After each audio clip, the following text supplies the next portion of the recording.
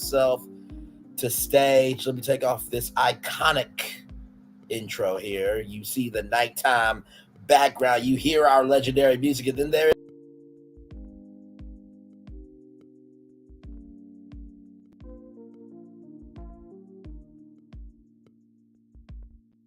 That's odd.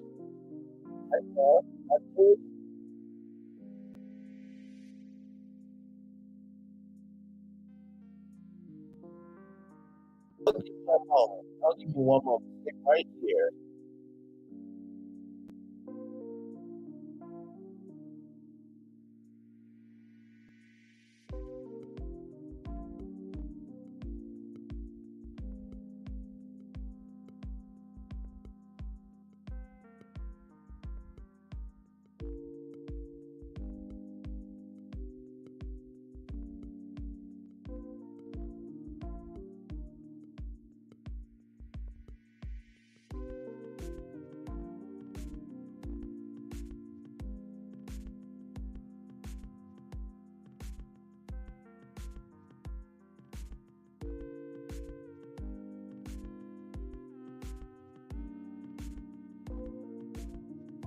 I'm sorry. I guess you're gonna have to see me without camera tonight for some odd reason. That is really, really odd. Hmm, okay. Well, let's do what we do. Y'all should know my face by now. Give me some time and we'll get this together for tomorrow's show. But yeah, let's get to it though. So, Real Housewives of Potomac. We're gonna start off with that show. Okay, so ooh, here we go. That's a little odd. So we start off with Ashley, right? So Ashley and her mom are at a plant shop and they're trying to find plants for the home, right? So then they talk about Aneka, who is Ashley's friend. So Ashley's friend, um, that so Ashley's friend Aneka, she is known because of a mutual friend that they have. So she is from Nigeria. She's a lawyer, and her husband's a doctor. They talk about the Bahamas trip that the mom was like, "Oh my God!" Like Michael was on the Bahamas trip, but it was more of a co-parenting situation, right? So then after that, they talk about the lawsuit with Candace and Michael Darby. For those of you who don't know, there is a lawsuit out with Michael Darby and Candace. So let me pull that up for y'all. Michael Darby and Candace Dillard. So basically, it's a $2 million defamation lawsuit about how Michael Darby um, had oral sex. Um, Ooh, Lord, with someone. So it says, according to documents obtained by People, Darby filed the defamation lawsuit over a comment Dillard Bassett, 36, made during a season 7 episode where she told the 63-year-old's estranged wife, Ashley Darby, 34, that Michael likes to leave you go, sucks, goes to a man named uncensored name, house and suck his D. Um, Dillard Bassett then stated in the episode that she was not supposed to talk about this person, but he says that Michael Darby is a client of his. That sorry, y'all. That's what you're asking because I was holding on to that per the suit, which was initiated by TMZ. So there it is. There. So I mean, listen, for what it is, I'm going to just say this. I genuinely believe it because at the end of the day, um, I just truly did not get why in the world. Okay, let's see. Okay. But no, the reason why I say that is because let's think about this Michael Darby. Like he touched somebody's behind, right? He literally touched somebody's behind. Those of you who don't know, there was a rap party and Michael Darby smacked the cast, not cast, smacked a behind. And it was just not the move. It was just not the move. It was just not the move. So you have that. You have, Michael, being all over Grinder allegedly. So I don't think Candace would make up something like that. And I do get why Michael Darby sued, but like, dude, like you show all sides that you are gay. And far be it from me to question anyone's sexuality. I don't believe in questioning that. By the way, Revelation 2023. Glad to have you here. Thank you so much for that.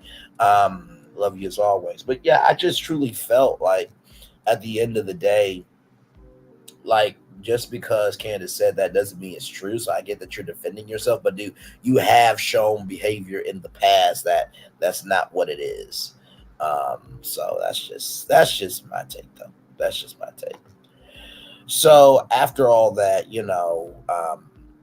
Ashley said that that's not her fish to fry, and that Michael has not given any information to Ashley. You know what I mean? And so when Ashley's mama says to Ashley, you should invite Candace, Ashley said that there's not enough sage left in the world. Now here's the thing, right? Ashley, there's not enough sage left in the world, but did your husband get in front of Chris Bassett's face unnecessarily, and then he embarrassed you at Robin and Juan Dixon's marriage proposal? Really, really. So you can be upset about Candace saying that about your ex-husband, but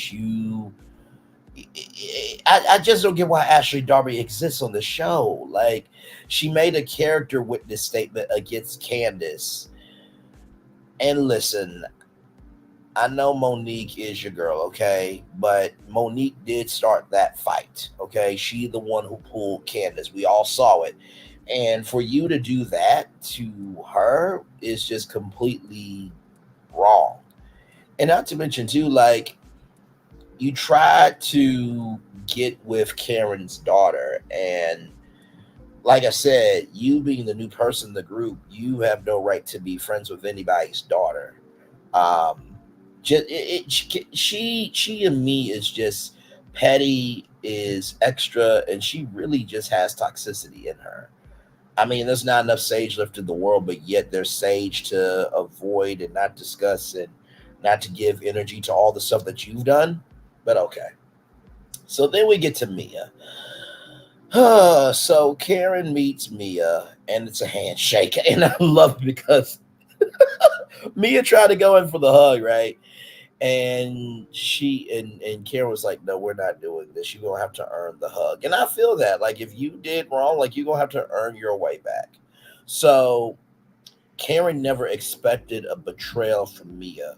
So for those of you who don't know, Cherie said that allegedly that Karen did something with a guy in a restroom in Vegas.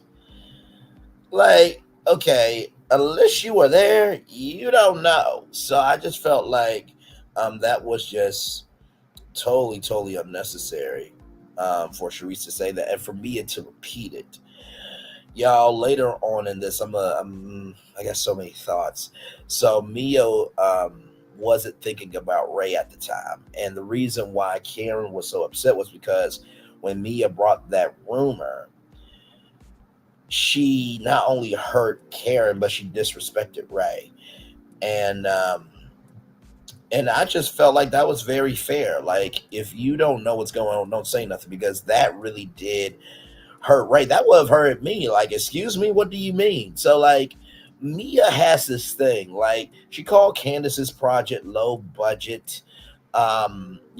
With with Jacqueline, her best friend, and can't I just say Jacqueline looks way better than Mia. I'm sorry. Like, I just and not to mention too, it's like Mia is a gold digger. Like, let's be real. Like, I know that you don't want to marry some. I know you don't want to marry somebody who's not broke, but like, Lord help.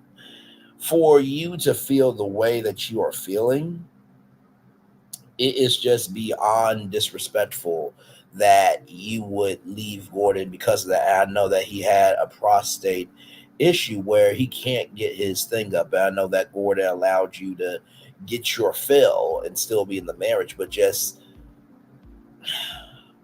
it seems that Mia will do anything to be relevant.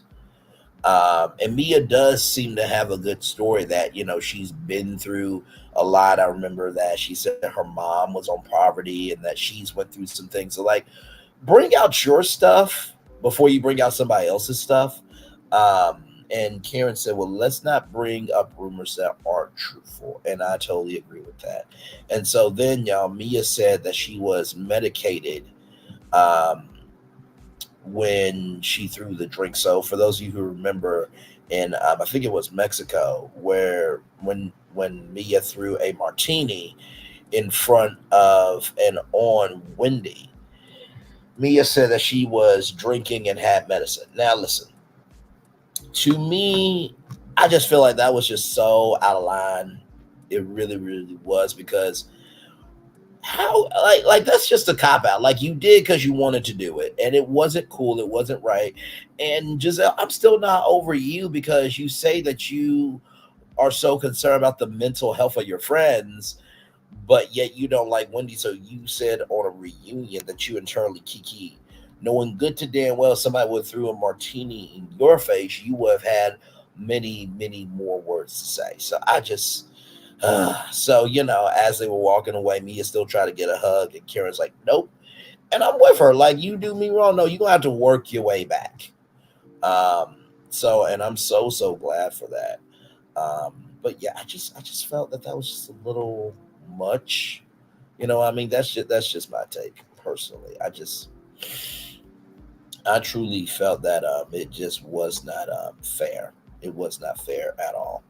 Um, but yeah, let's keep rolling on here on Braylon's virtual tour live. Glad to have all of you here in the building. Like, comment, share, subscribe. We are talking about Real Housewives of Potomac right now. We will be covering Married to Medicine here as well. So then we get to Candace, right? So Candace is at her house, and NYE. Hey, Janika, welcome and glad to have you here. So NYE is Candace's manager. So basically, he comes to Candace's house to talk about what's happening with Candace and her music career. And I do think Candace is going to have a music career because Candace is not only doing the work, but she's also using her resources very respectively, right? So I am proud of Candace, but I also just have a little axe to grind against her just a little bit, but we'll get to that here in just a few minutes. So, you know, Candace asks NYE, do you like my office? And the office was not done.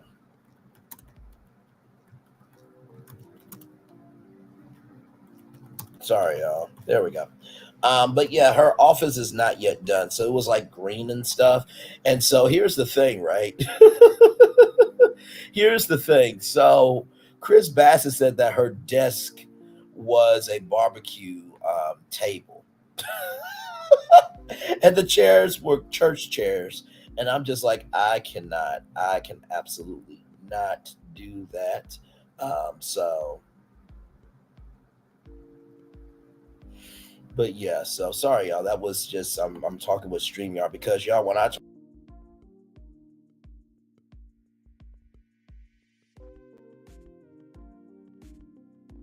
see, I know I'm on the stage.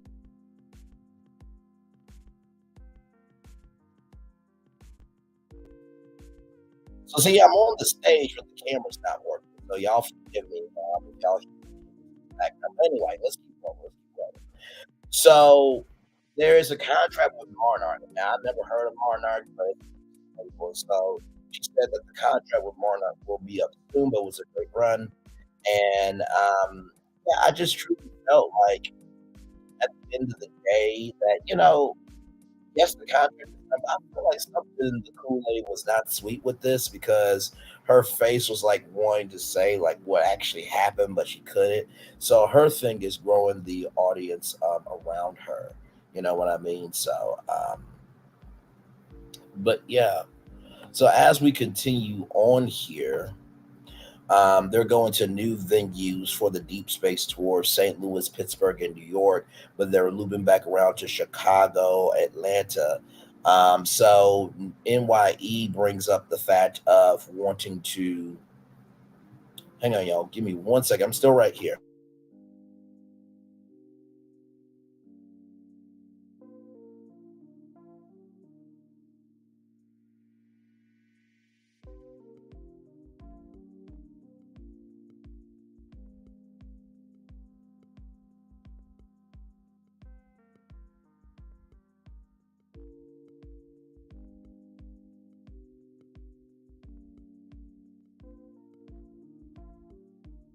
Thank y'all for being patient there. I appreciate that. So here's the thing, right? So Candace said that she was done with Drew, right? Because y'all remember Drew Sidora was performing with Candace in Atlanta, right? And that was on this latest season, the last season of the Real Housewives of Atlanta.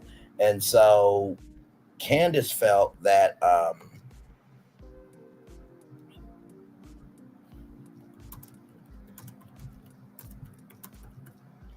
so Candace felt that she was done with Drew. And here's the thing, right? Like she didn't really give any reasons for it, but her manager was like, okay, what's going on? Like, did Drew say something? Did you say something? So like what's going on? And I truly felt that at the beginning, middle, and end of the day that it really was out the way. Um there we go. I can do that. It truly felt like for me, it was out the way because I'm just like, first of all, you and Drew are both housewives. So that's just building both of you up. But then again, it's your platform and you can do what you want to do. But I just truly felt that it was just really out of line because, like, first of all, Drew Sidor went through a lot with Ralph and you went through a lot with Chris and the accusations of what ended up happening. So, with that being said, like you can't just sit here and not allow yourself to be a resource. But I just felt like she wanted to say more. Really, I did. I felt that she wanted to say more, but she just did not know what to say. Hey, that's just me. That is just me. So, like, comment, share, subscribe. We are live on tour, y'all. Give me one moment. I'm so appreciative that y'all here. Give me one moment.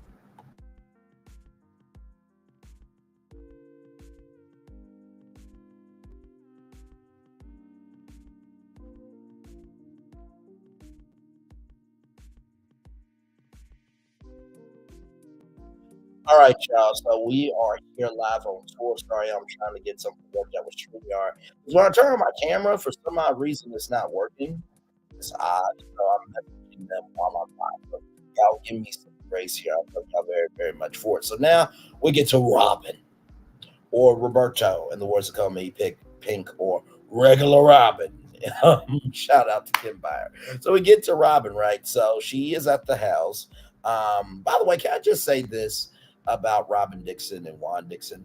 I am very proud of the fact that what ended up what how they went from an apartment to everything else. I am really, and I really do mean this, I'm really proud of them because I remember when they were struggling because of their finances and everything else. And so for them to go from an apartment to a house, like I really am proud of them for that come up. Like I know that we may not like people, but like we can also give credit where credit is due. So I just wanted to mention that for sure. So shout out to them for that. But that still does not negate what's happening here. So Robin is getting her supplements together. Because Robin is deficient in some areas. So she's trying to get her supplements together that her nutritionist gave her. And Robin asked, what are you about to go do, Juan? And Juan said he was about to go run some errands. So, Robin tells Juan about the intervention that Giselle put on with Charisse and Ashley. And so Robin's a little bit upset about the intervention because of the simple fact that she felt like, okay, y'all, I get it. This is my marriage. And truly, at the end of the day, like, I do not care what y'all have to say. I truly do not care of what y'all have to say. Um, and to me, it's just like, Okay, that's your right to not care, but also, these are your friends, right? Or so you say these are your friends. And you should allow yourself to maybe not take everything in, but at least listen to what they're saying because, like, for him to be doing all of that, something in the Kool Aid is not sweet with this. And by the way, y'all, when I say that, my favorite Kool Aid is tropical punch. Okay, my mom would make this tall pitcher, this Rubbermaid pitcher with the blue top, and it would be good old Kool Aid. So you know how you know the Kool Aid jammers that is kind of watered down Kool Aid, like. It's not regular Kool Aid from the backyard with this, Robin. You need to wake up to it. Like everyone else has seen it, but you. Like it was even to the point where Andy Cohen said,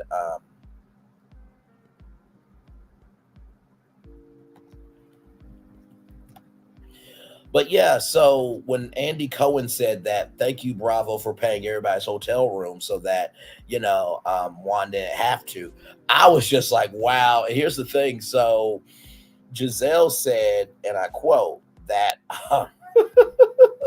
that she told Andy to cut the joke out. And my thing, my thing was,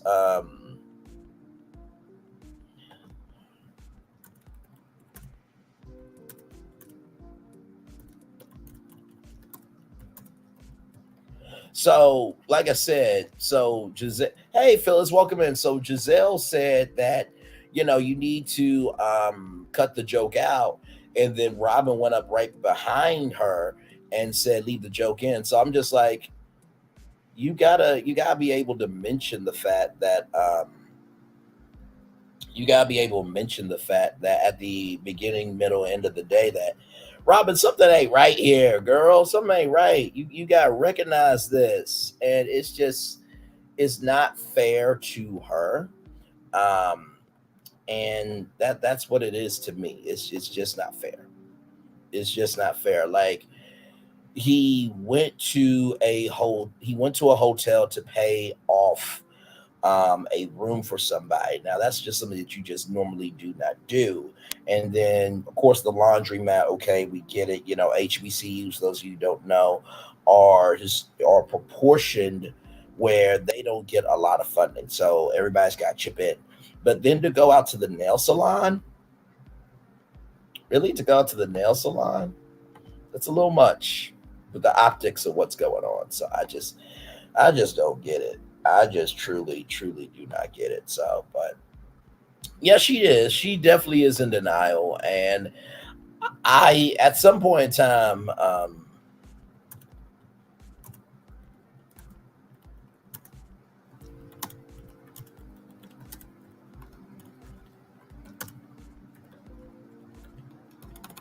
sorry, y'all.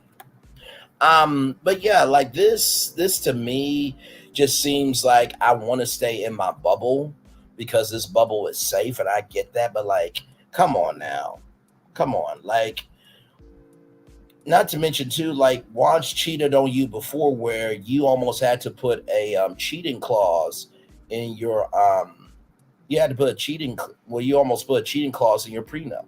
You know what I mean? So yeah, it just is really really odd to me that this is happening. So I don't know. I really really don't know. So, but so with that being said, once it, I don't care, with slamming his hand on the counter. I don't care. I don't care. It's like we get that you don't care, but you need to care about your wife.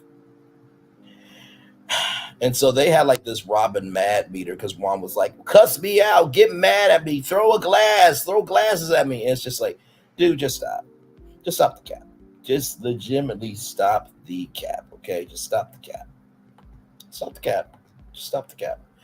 And yeah, it was just really really odd to me that Juan has this attitude, this arrogance, and this point of view of just I don't know. I do not know.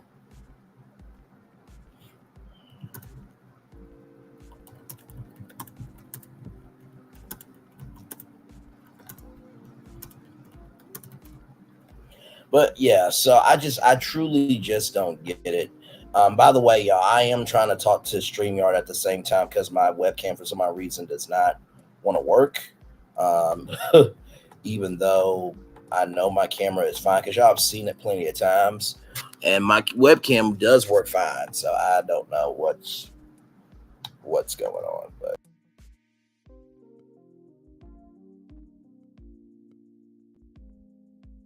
sorry, y'all. Sorry. Oh Lord Jesus, StreamYard. Oh, StreamYard is sometimes I hate it. I really do. Like it doesn't make any sense. It doesn't make any sense. Like I just y'all pray for me. Y'all pray for me. But anyway, let's keep rolling. So basically, Juan does not have a job anymore because he's in the middle of a lawsuit.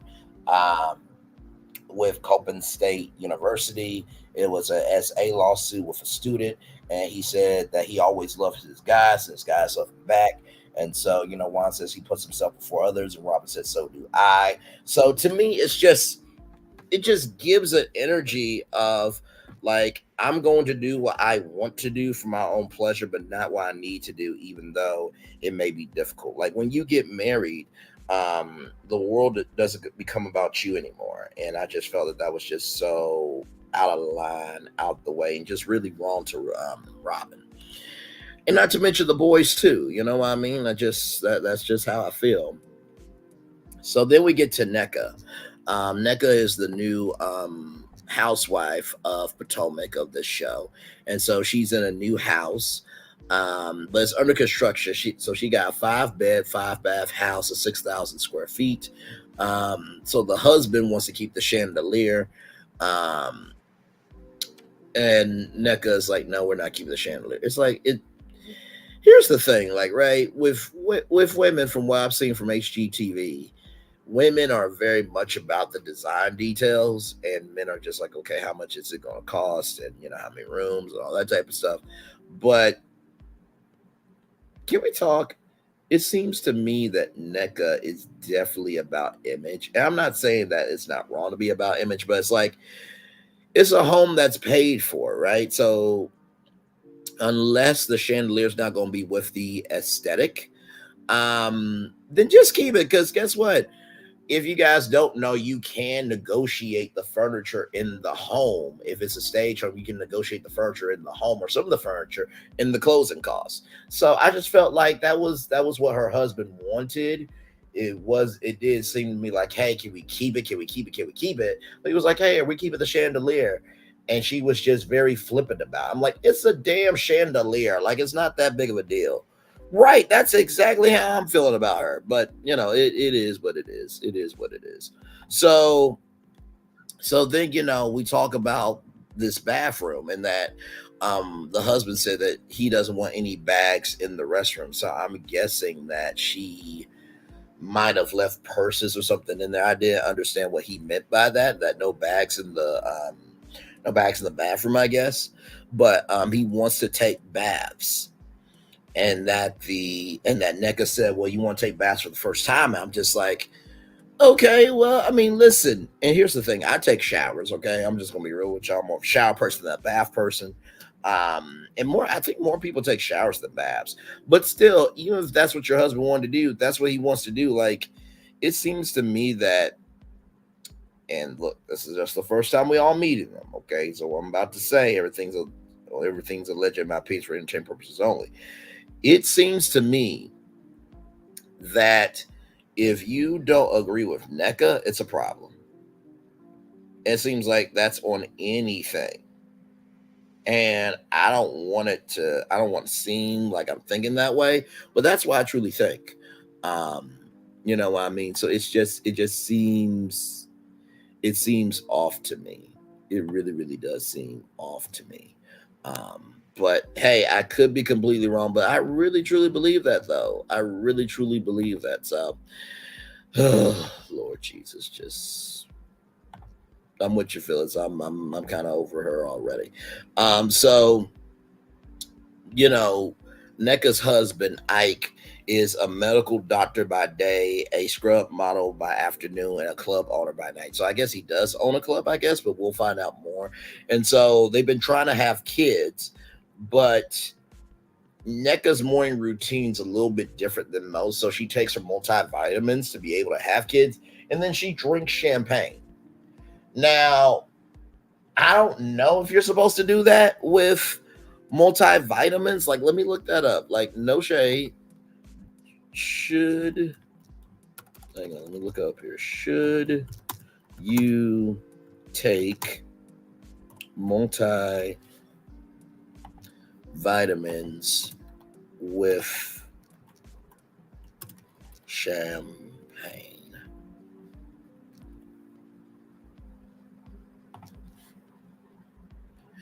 Okay, so it says, can you take vitamins with alcohol? This is from On My Patch. ONMI Patch. Many people think that this is because drinking alcohol negatively affects our body's ability to absorb vitamins, but this meta study found that the consumption of alcohol has no effect on our ability to absorb vitamins properly. Okay, well, I listen, I appreciate that.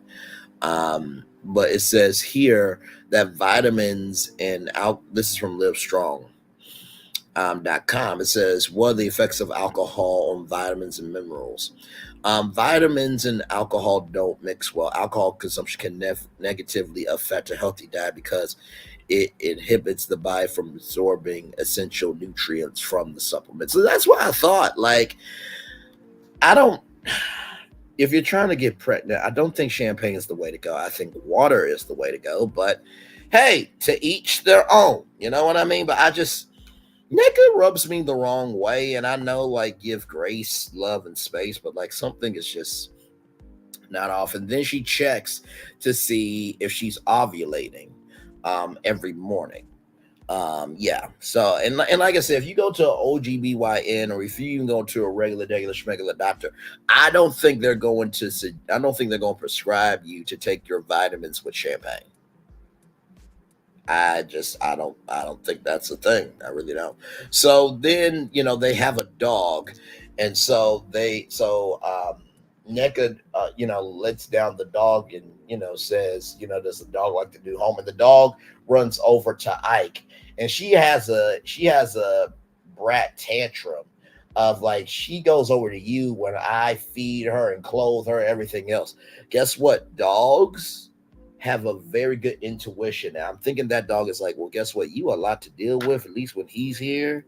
He's calm, he's cool, he's collected. So I think the dog has a sense about NECA that we don't know about yet. Just saying.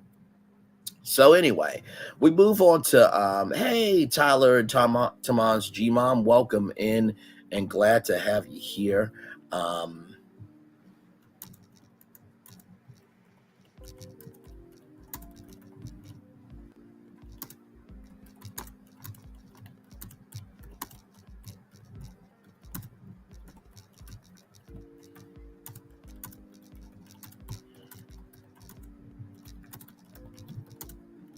Sorry, y'all.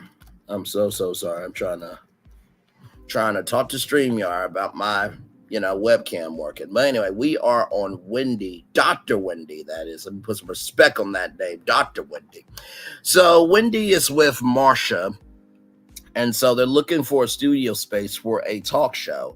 And Wendy is a multi hyphenate, so she's a mom, she's a sister, she's a auntie, she's a niece. Yeah, mom, daughter, sister, auntie, niece, sister girl, sister friend, a my Lord Jesus. She's a professor, she's a talk show host, she's a political commentator.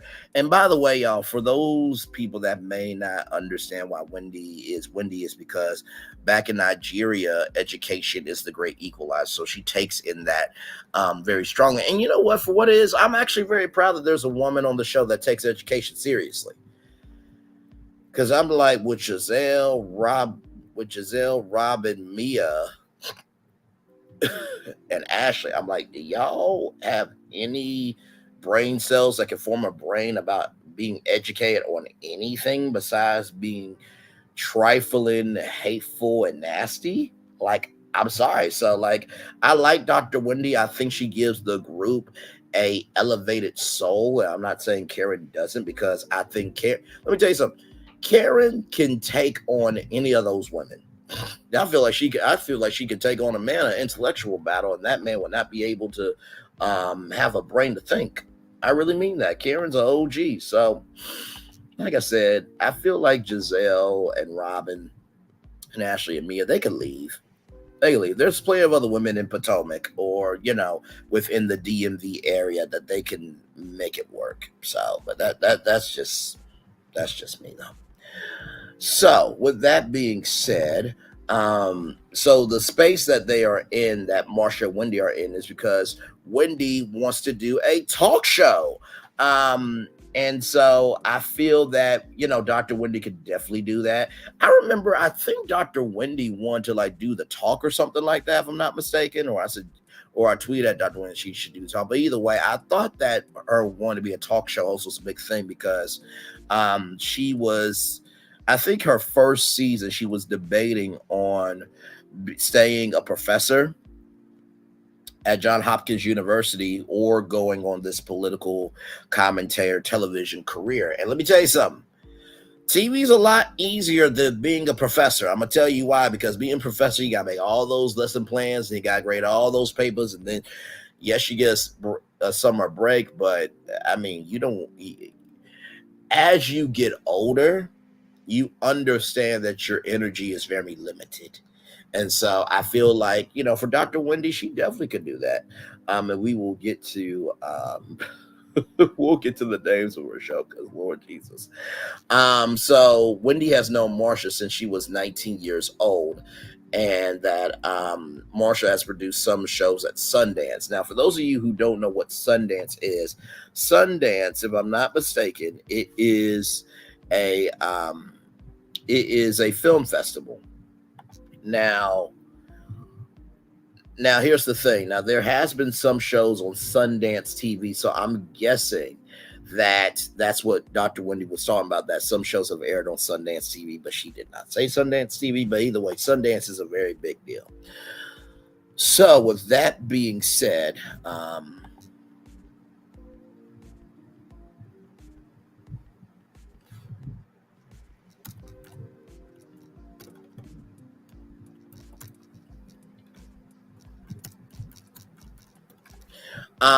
but yeah, so I don't really know truly, but yeah, so Sundance is a big deal, like I was saying. So then, Dr. Wendy didn't know what a PA was. And I'm like, Wendy, Dr. Wendy, paging Dr. Wendy, like, you've been on the show for a good while now. You don't have production assistants on Potomac. Like, come on now. How can you not know what a PA is? And so, Marsha is asking Wendy, like, what is the budget? And so Wendy does not give a budget. But Dr. Wendy says that, with the pre production budget and the studio rental, that they're over budget. But Marsha says that that's not really by a lot.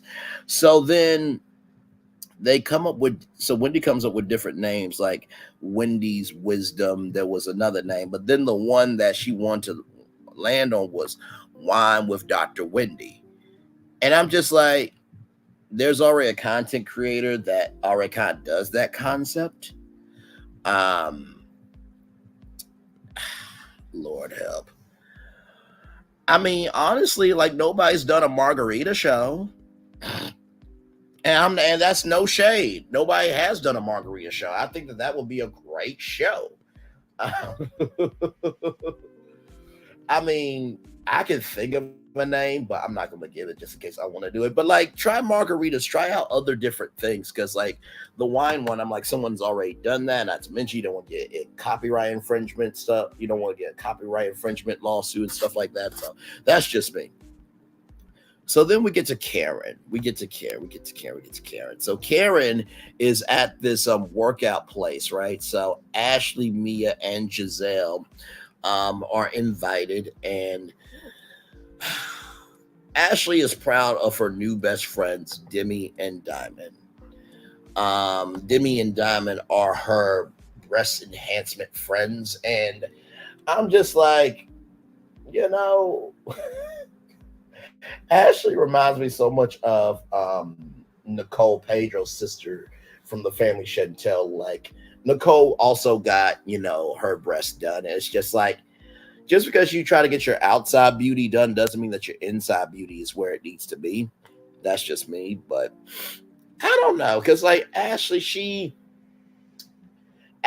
does things when it's convenient for her. You know what I mean? Like, she will talk about anyone and everyone. And when someone tries to point out something that she has legitimately done, she doesn't like the way that comes across. Well, guess what? They don't like the way you come across them. So how can they not have a response to you? You know what I mean? That's just my take on it. But anyway, so Karen says that her mom was a cardiovascular patient, and that a triple bypass was talked about. And so Karen went to the doctor, and she said she got 5% calcium in her heart. It's like a blockage there.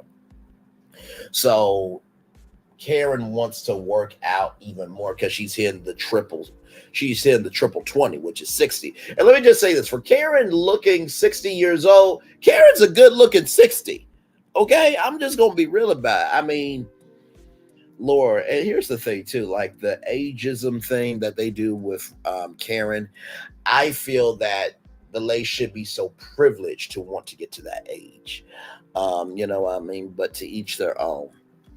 So after they get done with the workout, Giselle believes that Robin deserves an apology from Karen. And Karen says that maybe I owe her apology, but maybe she owes me an apology because Robin did attack Karen's marriage. Um, Robin did attack Karen's marriage, Candace's marriage, and Wendy's marriage too. So, and Karen said, well, maybe Giselle can facilitate it. Just because Giselle is there doesn't mean that she is the option to take. Okay, I'm just going to say that now. So, Karen asked about Candace, and that, Ashley's like, girl, no. But Karen says a very good point that, they're hot and cold, and Mia is just like, no.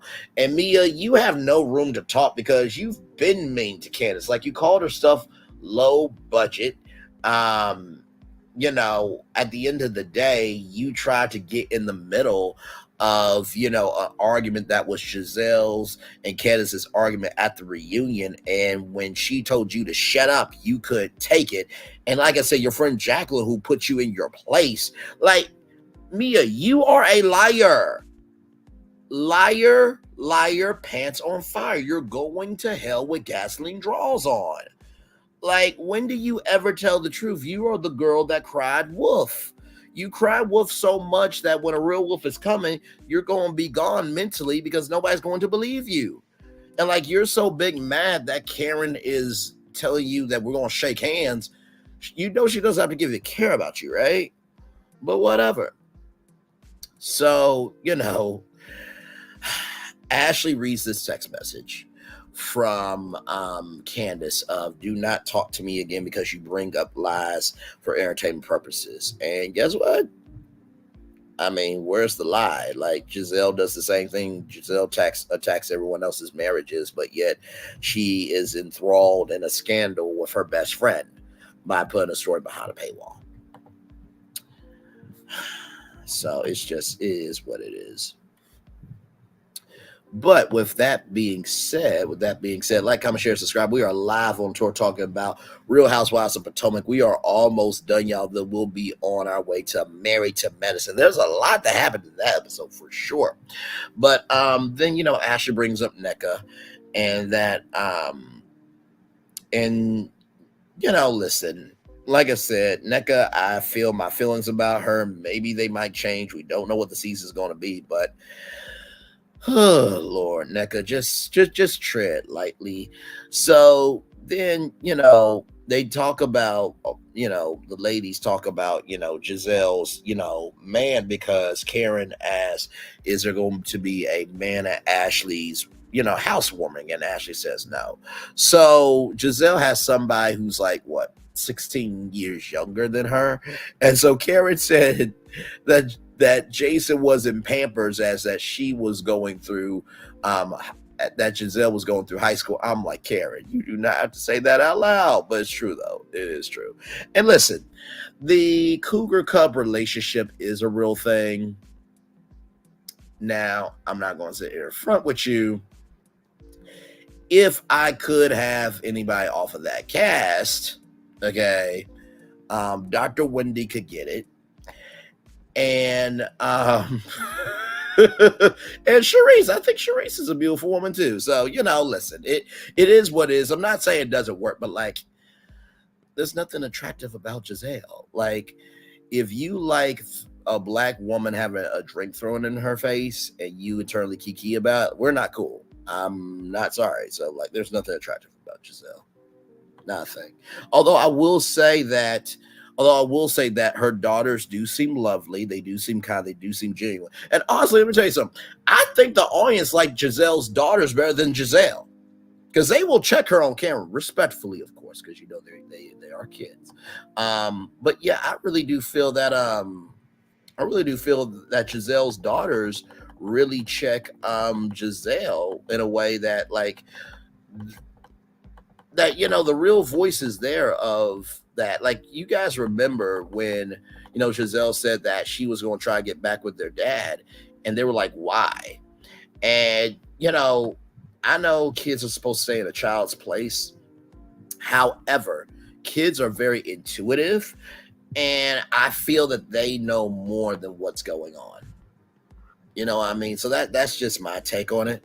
But shout out to Grace, who's going off to college. Prayers up to her, and I know she will be successful at anything that she does, for sure. So like I said, Jamal and Giselle, they have raised beautiful daughters, but that does not mean Giselle gets away with stuff, okay? I'm giving credit where credit is due, because she does have really good daughters, but Giselle's behavior diminishes the accomplishments that she should be getting for raising good daughters, but that's neither here nor there. So, we had Ashley's housewarming.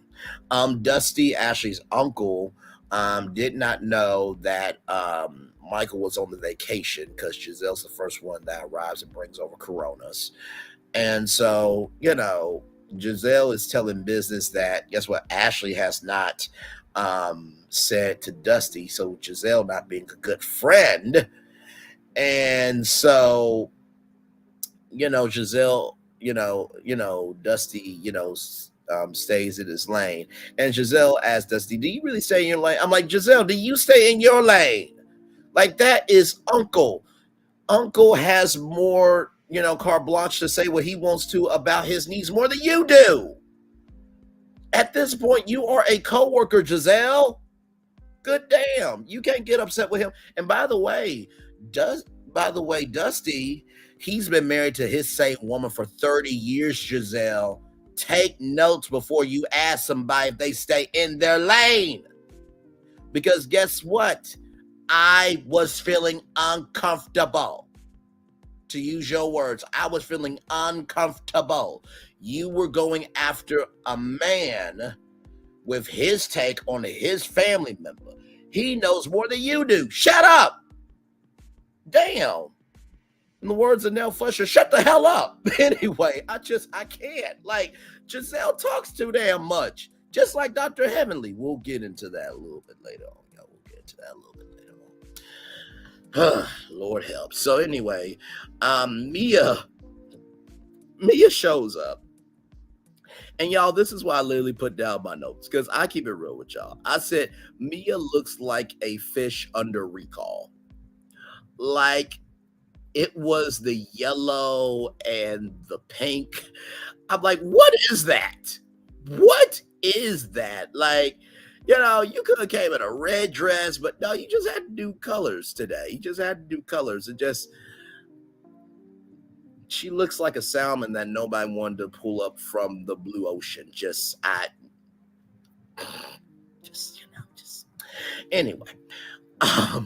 It's not like her character deserves to be pulled up and given validation. But anyway, that's neither here nor there. So then Charisse and Karen, they are matching, you know what I mean? And so then Karen hugs Wendy. Um, Wendy hugs Karen and Sharice. And Wendy looks beautiful. She's had like this jean jacket, general outfit on, and so Wendy didn't give Giselle a hug, and didn't give Mia a hug. And I feel like Mia probably felt away, but I'm like, Mia, you threw a drink in her face. What was she supposed to do? Was she supposed to just forgive and move on? And listen, even if you were under medication, you need to own up to the fact that you did wrong. Okay. And with Giselle, like, at the end of the day, like, you did not do the right thing that night. So, yeah, if Wendy is shading Giselle and Mia, she has legitimate reasons to. Like, so we're not going to just acknowledge that wrong was done? Okay, y'all. I guess. I guess. But let a drink be thrown in Mia or Giselle's face this season. Let it happen. And then during the reunion, well, I felt hurt. I felt that nobody was there for me. And Giselle's going to be like, I was feeling uncomfortable. Really, you were feeling uncomfortable, but yet you did not feel Wendy's uncomfortableness. Okay. All right. Great. You're just going to forget history. Awesome. So, then Deborah arrives. Now, Wendy, I cannot with you. But she said, why did the entertainment arrive early? I didn't know this was a kid's party. The clown showed up early. Lord help. So apparently at a party last season, Deborah thought that Eddie was flirting with her. And here's the thing, right? I am a happy guy, right? I try to give love, receive love, and distribute love accordingly, right? Just because a guy is saying hi and is smiling doesn't mean that he's flirting. And Deborah, like I have to say about Kenya Moore is no Jill Scott, and neither are you. So you no. So you need to stop. But you know what? I love what happened because Happy Eddie is now a business that's thriving. So shout out to taking that and making that a whole business. That's how we turn lemons into lemonade. So anyway, so then Robin shows up and Robin's like, if you got anything to say, spill it. And I'm like, so what? You're upset because you put your business on iHeart Media's platform and everybody heard about it, everybody happy. You're on a reality show. If you don't want to be on it, then get off of it. It's quite simple. If you don't need the check, let go of the check. But don't get upset because we're talking about you. Good damn. So then NECA shows up.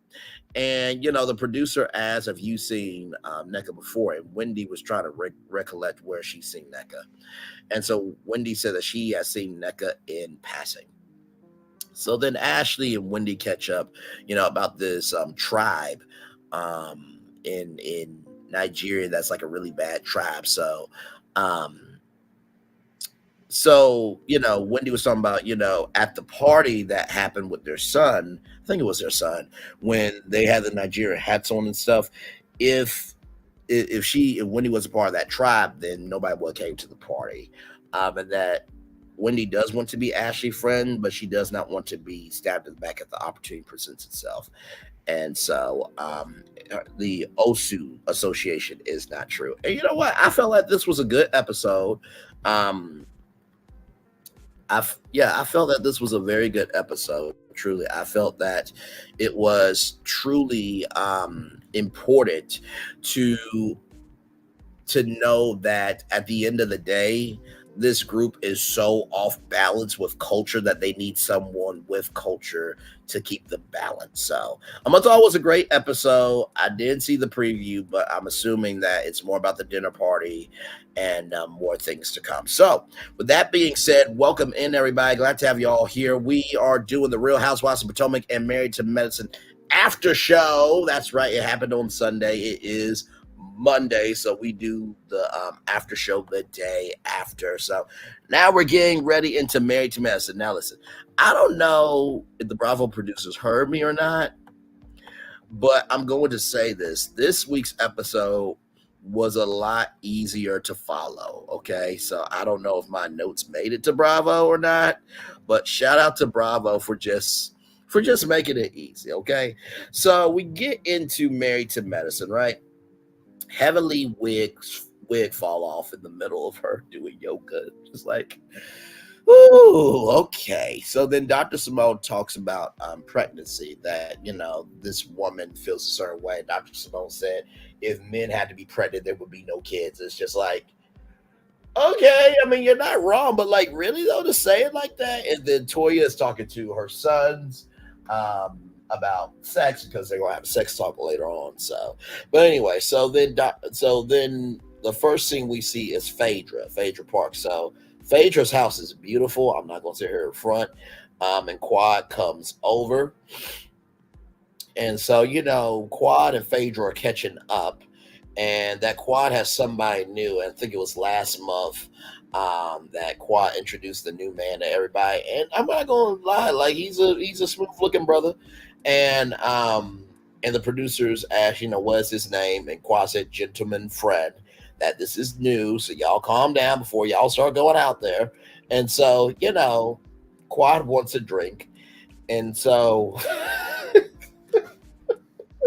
So Phaedra calls Benji, and Benji is the butler. And so, like, Quad and Phaedra both had a moment of like, listen, we can turn these cameras off. And Quad said that, he's a little too young, but he is fine, though. I'm just like, Lord help. And see, it goes to show that older women like younger men like older women. It's something, and here's the thing: it's something about an older woman that knows who she is. She doesn't make any apologies for it, and she executes the energy. And I'm not going to blame that on being younger because when you're first, are trying to figure out who you are as an individual, you're going to make your mistakes, right? You're absolutely going to make your mistakes, right? You're not going to know how to handle your finances right. You're going to be more selfish because it is about you. But I appreciate Quad in that moment, just recognize, like, hey, guess what? He is fine. And as long as it is of legal age, then do it. Like, here's the thing, right? Melody Cherie Rogers just turned 38 and I'm 29. That's not that much of an age gap, right? So, like, 29, 30, 31, 32, 33, 34, 35, 36, 37, 38. That's like a 10-year age gap. Here's the thing about age gap relationships. Age gaps only happen if there is nothing in common, right? So Melody was partying it up on Instagram. If y'all missed it, y'all missed it. It was a good time. And honestly, like, she was doing an AKA show because she is an AKA. And so they were getting down on some really old school music and stuff. And let me see something. Hang on, because I want to see something when I know her birthday just passed, but I just want to see what year she was born.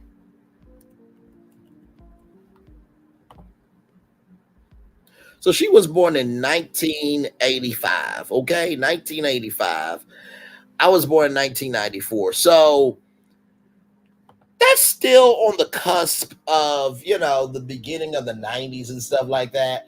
But still, like, here's the thing. Younger, oh, you can be smart and kind. Younger, oh, you can be dumb and an actual social self-hole, right? So, and I often have said this. Truly, if you're trying to get to know an older woman, don't pretend to relate to everything that they've been through because you'll be wasting their time. Wherever you can relate to that.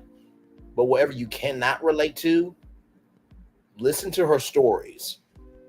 Take them in and be responsible for the stories that are now yours. And use them as tools to build up your relationship, not weapons to destroy your relationship. Now, every woman is going to have a different stroke, right?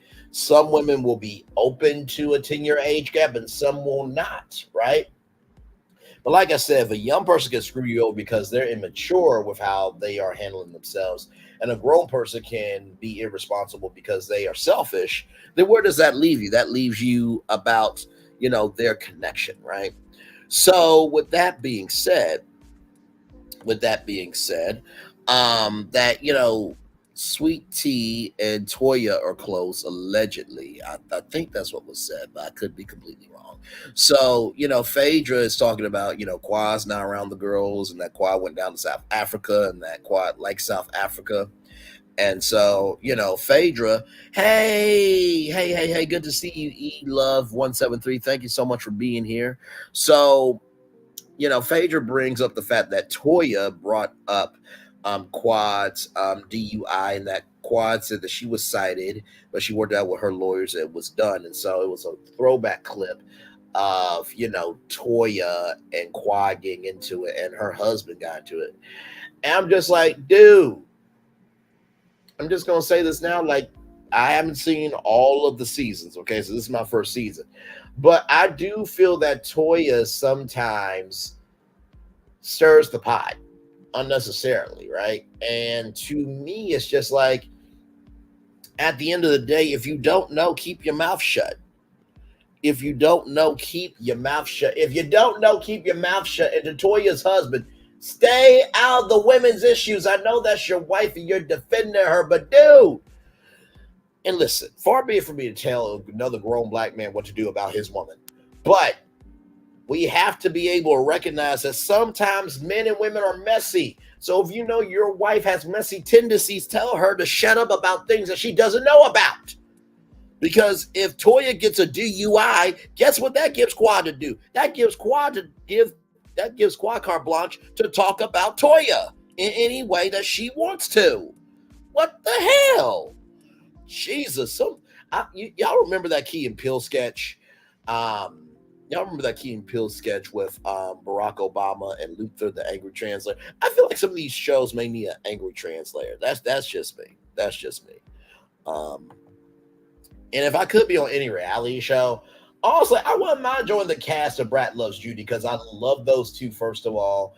They seem to have a really fun cast. And also, too, they really are about loving on each other, okay? So I would have so much fun being there. Now, only thing is like, I'll open up the door for Brad Judy getting their Escalade, but I'm riding the other Escalade, because no, we're not doing that. No. And then I'm on the reunion. And the reunion. So Braylon, you really had a problem with Judy and the Brad. Like, you hanged out with them, but like, y'all hugged each other, but you just was like Jesus every time. Like, why did you say that? I'm like, you not see the blessings of the Lord in those curves? What we're not going to do is get onto Braylon. I saw the curves, you saw the curves, we all saw the thickness. And then everybody on social media just going off on me like, I like Braylon as a cast member, but good damn, he has a curve addiction. Yes, I do. If it ain't thick, it ain't right. But I also do love people as individuals. Everyone's beautiful in their own way, okay? Good Lord Jesus. But anyway, let's get back on track here. Just like a little detour there, but let's get back on track. So, Heavenly took Quad by surprise because of the fact that Heavenly was hanging out with Sweet Tea. And so for those of you who don't know, Quad and Dr. G were married, but they had a lot going on in the last reunion. Dr. G said that Quad had a knife to his throat, allegedly, and that, Dr. G, held Quad down on the ground. So a lot going on there. And like I said, at the end of the day, I understand Bravo's point of view. And Bravo had a really good home run with this season, because think about it. Have you ever seen a reality show where a couple divorces and the new wife comes on with the ex-wife? I don't think we've ever seen that before. So you have that, and then you have Phaedra coming back to Bravo. So yeah, of course they were going to do it big this season. I mean, as a Bravo executive, I would have approved it as well. However, I do feel like Quasha had a conversation with, because at the end of the day, with that much domestic violence, we need to make sure that the parameters are in place, that Dr. G and, Quad do not film in the same room, just to protect everybody. So then we get to Sweet Tea's house, which It's still Quad's house, really. But Quad said on a Instagram live of a fan that he like transferred the title over to Dr. G. But I say it's Quad's house still because guess what? That's the home that Dr. G and Quad lived in. So that's why I say it's Quad's house still. So Bruno is their dog, and Sweet Tea is cooking. Lord help, Lord help. She's cooking chicken adobo and greens. And so, Dr. G said that, greens is his favorite greens is his favorite dish.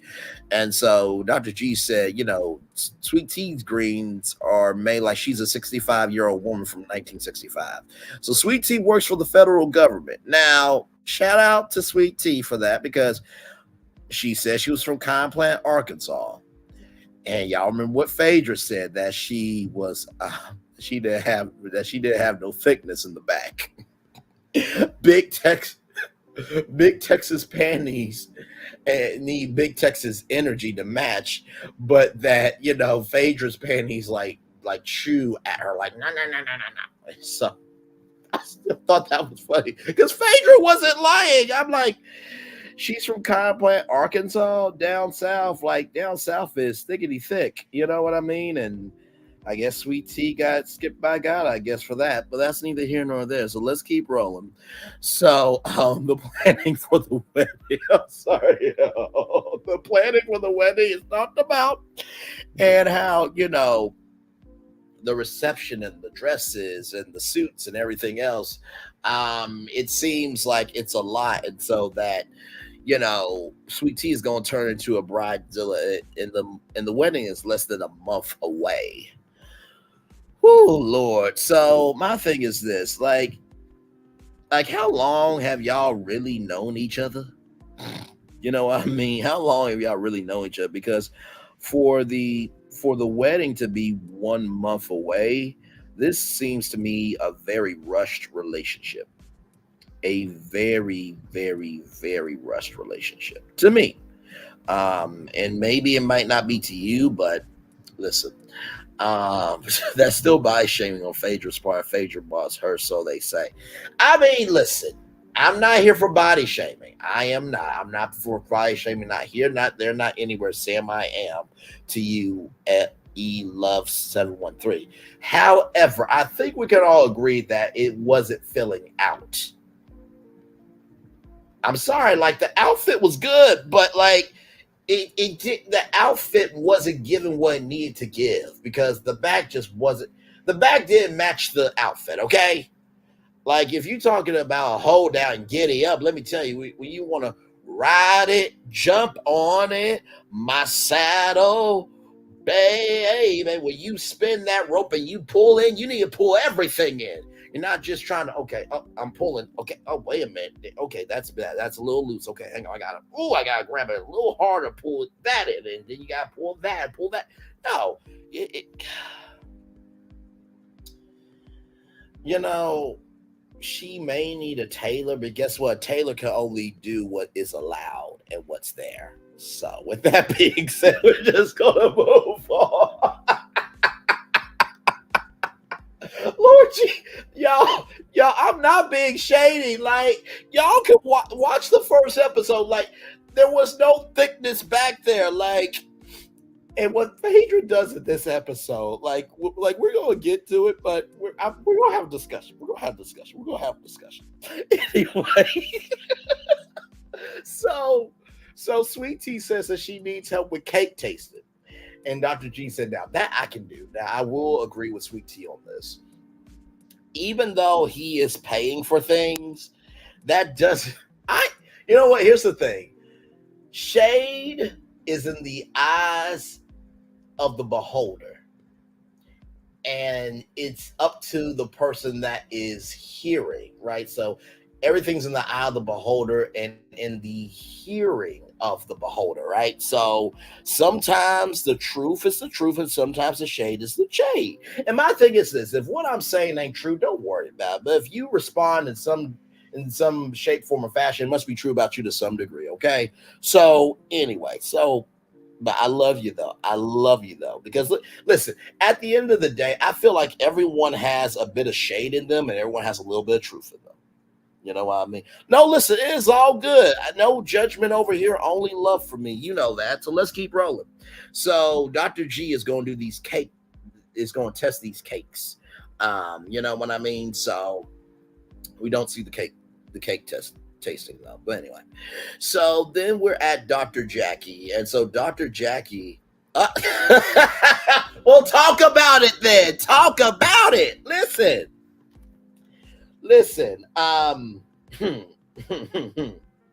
I'll just say this cake is thick for a reason. It's not skinny.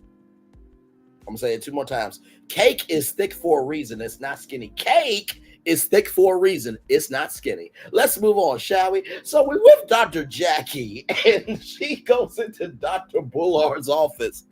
And so I got you. So Dr. Bullard is a co-worker. And so, Dr. Jackie has been seeing the brat and Jessica Dupart Harris or Judy because, the brat is pregnant with, was pregnant with the beautiful baby boy that they have. And so, Dr. Jackie says to Dr. Buller that if Dr. Jackie's out of town, that she is going to take over. Now let me tell you something. That is a very big deal. But also, too, I'm proud of Dr. Jackie because she says something here that's very powerful. She says, I have decided to see my last client at 2 p.m. I'm going to get off work early. I'm going to have me a life. I'm going to invest in my marriage. And you know what? I'm proud of Dr. Jackie for that because I feel like so many times in marriage, you do have to do what you need to do in order for things to be done. It's just like, oh, you out too much. Well, somebody's got to pay the bills. Somebody's got to bring home the money. But I'm proud of the fact that even though Dr. Jackie has the money, she is taking time out to make sure that she still lives a life. So shout out to Dr. Jackie for that. So then, Dr. Jackie goes into the room where there's a nurse there that's doing the gel on the brat's stomach. And so, Dr. Jackie said, I forgot to tell you about the twins. And the brat was like, what? Don't scare me like that. You already said my blood pressure high. So then, they talk about, the brat says they don't want to know the gender. And so Dr. Jackie's like, don't let them know the gender. And so they talk about the head and the body and, all that type of stuff. So then, Dr. Jackie asked, well, what did y'all eat? And so, so the brat doesn't want to say. But then Jessica Harris Dupart says that, they went to Wendy's. And so Jessica Dupart Harris said that they went to Wendy's. And so the brat was so upset. And so Dr. Jackie asked her, what did you eat? And she said, I ate. And the way she said, I ate a single with cheese and extra pickles. Like, how like you did something wrong and you say, but mama, I know I was wrong, but they bullied me. I felt that's what the brat was saying, Dr. Jackie. Like, I ate extra pickles, but I got like vegetables and everything else. And Dr. Jackie's like, she is going to go to the hospital. So then Dr. Jackie asked for, a sample. And so the brat, and so Dr. Jackie says, I need a sample. I got some paperwork for you. So then, the brat asks how much you need. And then Dr. Jackie, y'all tell me why. Tell me, right? Listen, we see each other. Tell me why I feel like Dr. Jackie was like a warden. Like when she said, fill it up. And the brat said, I don't have that. And then she said, the Dr. Jackie said, give me half. And then Judy is sitting there in the office, just like, child, the things I do. I just...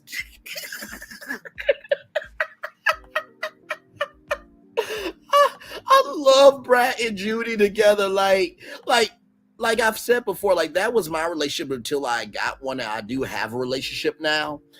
But Brad and Judy is still my relationship, damn it. You come for them, you're coming for me. Understand? So listen, it is what it is. I'm the third person in their relationship. They just don't know it. But I mean, if you're a Brad Judy fan, like we are in a relationship together with them. Okay, we just love them, we protect them, we value them. Okay, but I thought that segment was, I thought that scene was too funny. Fill it up. I don't have that. Give me half. It was like a prenup negotiation. I'm sorry. I'm so sorry. Please forgive. Oh my God, we're live on tour, y'all, with the Real Housewives of Potomac and Married to Benson. We've been on the highways and byways of these two shows for 1 hour, 16 minutes, and 42 seconds. Like, comment, share, and subscribe. I'm sorry. That scene, you know what? That should be a meme. That should be a meme. That really should be a meme. How much you want? Fill it up. That should be a whole meme. I can't do it. Give me half. Anyway, Dr. Jackie, you know what? Dr. Jackie, do a line with that. Hashtag fill it up. Hashtag give me half. Put that on hoodies. Put that on cups. Put that on t-shirts. Damn it, you can sell that at BravoCon.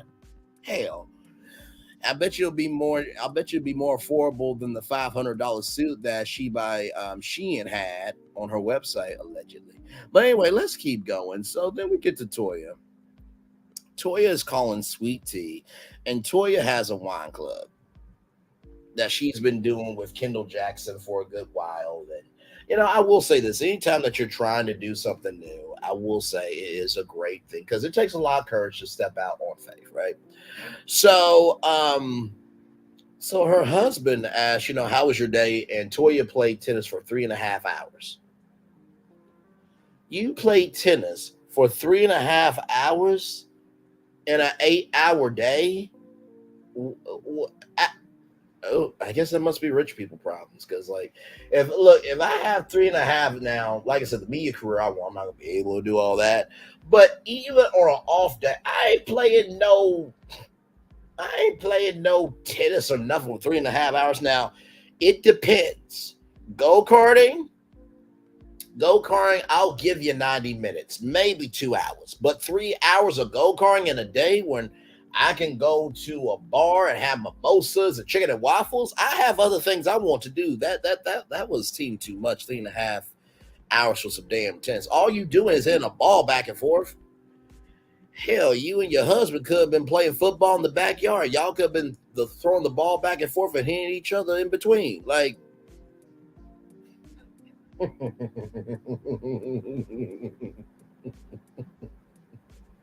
down, set, hut. Anyway, let's move on. So y'all remember at the top of the show that Toya was speaking with her sons, right? About, that they were going to have a sex talk. Well, apparently how this was going to come up was that the dad was watching Playboy. Now, as y'all know, Playboy is an adult brand. They had the Playboy Bunny Club, which was a series on NBC for those of you who don't know. But the Playboy Bunny Club was like the Studio 54 for the adult, right? And so, but what ended up happening was he was watching The Secrets of Playboy, which I think was on A&E, but you get through Apple TV. And so, Toya was upset because, well, how did the boys know that you were watching Playboy? It was a documentary. Playboy has evolved. Now, I'm not saying this to defend the brother, but I am saying this to give context to the brother. So Playboy has evolved. It is not as graphic as it once was. I think the Playboy Mansion is owned by somebody else, and Playboy magazine is more of a cultural magazine now, if I'm not mistaken. I think Cardi B was a director at Playboy, if I'm not mistaken. And they're more focused on women's issues and things like that. So they've rebranded themselves, but they do have a documentary called The Secrets of Playboy. So just to give context, okay? And let me tell you something. As a son to that son, you don't break the bro code, okay? You don't break the bro code. because some women get very territorial. What you watching Playboy for? I'm your Playboy. I'll put on the bunny outfit. And y'all, every brand has a history. Okay, like Victoria's Secret has a documentary series on Hulu. So do your research before you just jump to conclusions. Okay, because that was such an unnecessary damn argument. Toya, just oh Lord help. Okay, so then we get to Sweet Tea. She's at this wedding dress shop called um Winnie. And it's a very nice dress shop, I will say that. Um so her friend who was at the I can't remember her name, but she was there at Quad's home for the bachelorette party. So originally Sweet Tea wanted a princess dress, but then Sweet Tea, as she grew older and grew up, she said she wanted a dress that showed off her curves. And so Toya and Phaedra show up. And by the way, they offer champagne. Now, I'm not going to sit here in front. There is a hang on, I'm gonna look this up. Um, BRUT.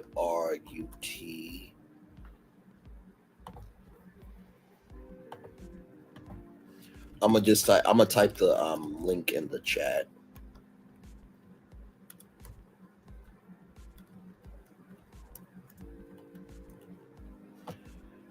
So here it is here. This one right here, I'm gonna drop it in the chat for y'all. If y'all have not had this wine right here, y'all have not had this wine, highly recommend it. Highly recommend it. Get your life all the way together. You can mix that with Sunny D. You can mix that with orange juice. You can probably mix that with some Don Julio tequila. Have yourself a good time. It is very, very flavorful. Um, Let me see here. It says we had a blind bubbles taste test, and to our huge surprises came number one, the most least expensive to buy, $67. Will buy again, very affordable. Um, and let me tell you, it's really, really good. Like I got this for like New Year's Eve, and let me tell you, it is so good, dry or cold. I'm gonna say it again, it is so good, dry or cold, and it comes from Spain, but it's called Campo Vale. So it's really, really, really good champagne. So y'all try that, and let me know how y'all think. Let me know what you think, rather. So anyway, let's keep rolling. So basically, Sweet Tea tries on dresses, and she has on different dresses. Some they like, some she likes, some she doesn't. And so there was a cream dress, and they said Sweet Tea ain't no virgin. Um, oh, your birthday's New Year's Day. That is awesome. Yeah. Oh yes, please try it. Trust me, it is. I'm telling you, because at my job they had it, but then they did have it. So then I went to a grocery store next door. Let me tell you, that wine is some of the best. Okay, now listen, I'm not a big not wine, but champagne. I'm not a big champagne connoisseur, but I'm not Jay-Z while I'm doing bottle service. But that bottle of wine, I would, if you don't know what to get for somebody when you're going to a housewarming or you're going for a party, bring that wine. Bring that wine. Oh no, you're absolutely fine. You're absolutely fine. We it's a conversation here, so you're absolutely fine. But yeah, they said Sweet Tea ain't no virgin, and Sweet Tea said you don't know. I'm like Sweet Tea. You said to Dr. Gregory, I can give you what you want in his DM. I don't think that was the first time you ever said to a man, I can give you what you want. So I don't think that you're a virgin. Okay. So we're not going to do that. Go try that with somebody else. Okay, go try that with somebody else. But anyway, let's keep rolling. So there's one dress that Sweet Tea tries on, and that Phaedra said that Sweet Tea, you butt challenged. And I'm like, Phaedra, stop it. Stop it. You can't look, we get it, okay? She is butt challenged, but you can't keep saying it because after a while she's gonna feel like you're bullying her. And so Phaedra says, You want to be buttermilk biscuits, not pancakes. And I'm like, first of all, we're not going to hate on pancakes. Pancakes can be very fluffy. Okay, they can be very fluffy and thick. So we're not going to do that to pancakes, Phaedra. But I get what she meant by buttermilk biscuits. Because buttermilk biscuits, there's a vibe, there's a soul, there's an energy to them where they're always thick. They're always thick. So, so basically, Toya and Phaedra are talking to Sweet Tea's friend, and Sweet Tea's friend says that they actually met in a black women who date older men group.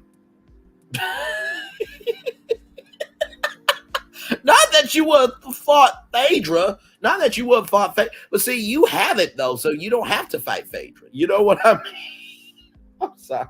I'm so sorry. Let me stop. Let me stop. Look, I'm repeating things that were on the show. Don't get mad at me, y'all. So anyway, so this black women who date older men group. So you know, Phaedra says, so y'all sugar babies. And Sweet Tea was like, no, we're not sugar babies. It's actually a real support group because my younger friends don't understand. So it was an age gap support group. And I do believe that those groups exist, right? However, in the first episode, Sweet Tea, you said what you said, rather, that you know, what's the best thing about being engaged? That you get to the money. That is sugar baby behavior. Okay. I'm not saying that you're a sugar baby. I'm saying you exhibiting sugar baby behavior. Okay. So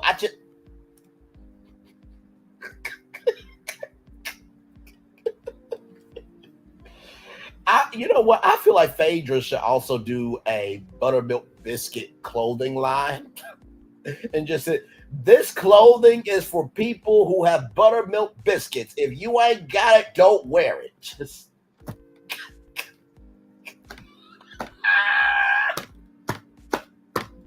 I'm sorry. I'm sorry. I'm so sorry. Just oh Lord. Okay. I can't with Phaedra. You know that song from Snoop Dogg? Snoop Dogg and he is I is him. Phaedra is me, and I am Phaedra when it comes to this, okay? Thick is thick. If you ain't got it, you ain't got it, damn it. So y'all can't y'all don't get on to Phaedra for that. Like, you know, listen. She said the quiet part out loud. And listen, for every reality show, you do need somebody to say the quiet part out loud. But anyway. So we get to Toya. So we get to oh, damn it. Hang on, y'all. Before we do that, I gotta flip it, reverse it, and rewind it back. With Toya. They had the sex talk, and all I'm gonna say is, y'all, the kids' reactions were so real. Oh my God, they were so real. Like the son was like, what? And they were talking about like chlamydia and bumps on your, bumps on your rocket ship. And I'm just like, yo, like it looks like they're 10 years old or so, but like some things just should not be said on camera. That's just me. Like we'll have that conversation off camera, because guess what? Y'all can let me know what y'all think, but I feel like issues like that when it comes to kids, it shouldn't be on camera. And I get that, reality TV can bring people together, and maybe that's relatable to other parents who have to give their kids a sex talk, but like their dad is already a doctor, right? So the dad's already going to be hammering in on them of like, well, I'm going to give you this talk because I'm your daddy, but because I'm a doctor, I got to give you the extra daddy doctor talk. So that means I'm going to be daddy. I'm also going to be giving you medical terminology. And it's just like they're 10. Like, I get that we got to start early prevention, but like everything in its own time. Do y'all agree or disagree? Y'all let me know in the live chat. Now, let's get back to Toya, because now we're at Toya's, speaking of Toya, now we're at Toya's wine tasting event. And by the way, can I just say that the caterer and the sommelier, they did their thing. And the sommelier, she was like this nerdy girl from high school, but she grew up though, and I'm here for it. Like y'all saw the small, yeah, y'all saw her. She was together. She was together. So they all get there except Quad. So Sweet Tea felt that the Sweet Tea felt that the comments were mean yesterday. Now I could see how it could be mean by saying that you're that you're butt challenged, and that the group that you're in for black women dating older men. I can see how those could be mean, but also too, like, here's the thing: your friend volunteered that information. So if you didn't want that information out, you should have talked to your friend about that. But also too, like, your feelings are your feelings. But also, facts are facts. Like, if you just don't have it, you just don't have it. But I do understand Sweet Tea and how she feels, because she is the millennial in the group. I think she's like, what, 31. So she's with a group of older women, so there's going to be a disconnect there in terms of generation and mindset, you know what I mean? And then Dr. Heavily says that Sweet Tea was in therapy for older men. I'm like, Heavenly, shut up. Shut your damn mouth. You a dentist. You fix other people's teeth. Fix your teeth to shut up sometimes. She was not in therapy. You need to be in therapy for your own damn issues. But no, Sweet Tea was not in therapy. Lord help me. But I'm not going to lie, though. That was funny. So, Dr. Alicia arrives. I think that's Dr. Heavely's friend. And so Dr. Simone says, "Are you okay?" And Sweet Tea says that she is now okay, that she does have the support at home and she does have time to take care of her. So Dr. Simone does go into the restroom with Sweet Tea just to give her some breathing room, and that Dr. Simone really likes Sweet Tea, and that you give the group a chance, because they are just some talking hens. That's all they are. And I appreciate Dr. Simone under, recognizing, understanding, and saying out loud what needed to be said.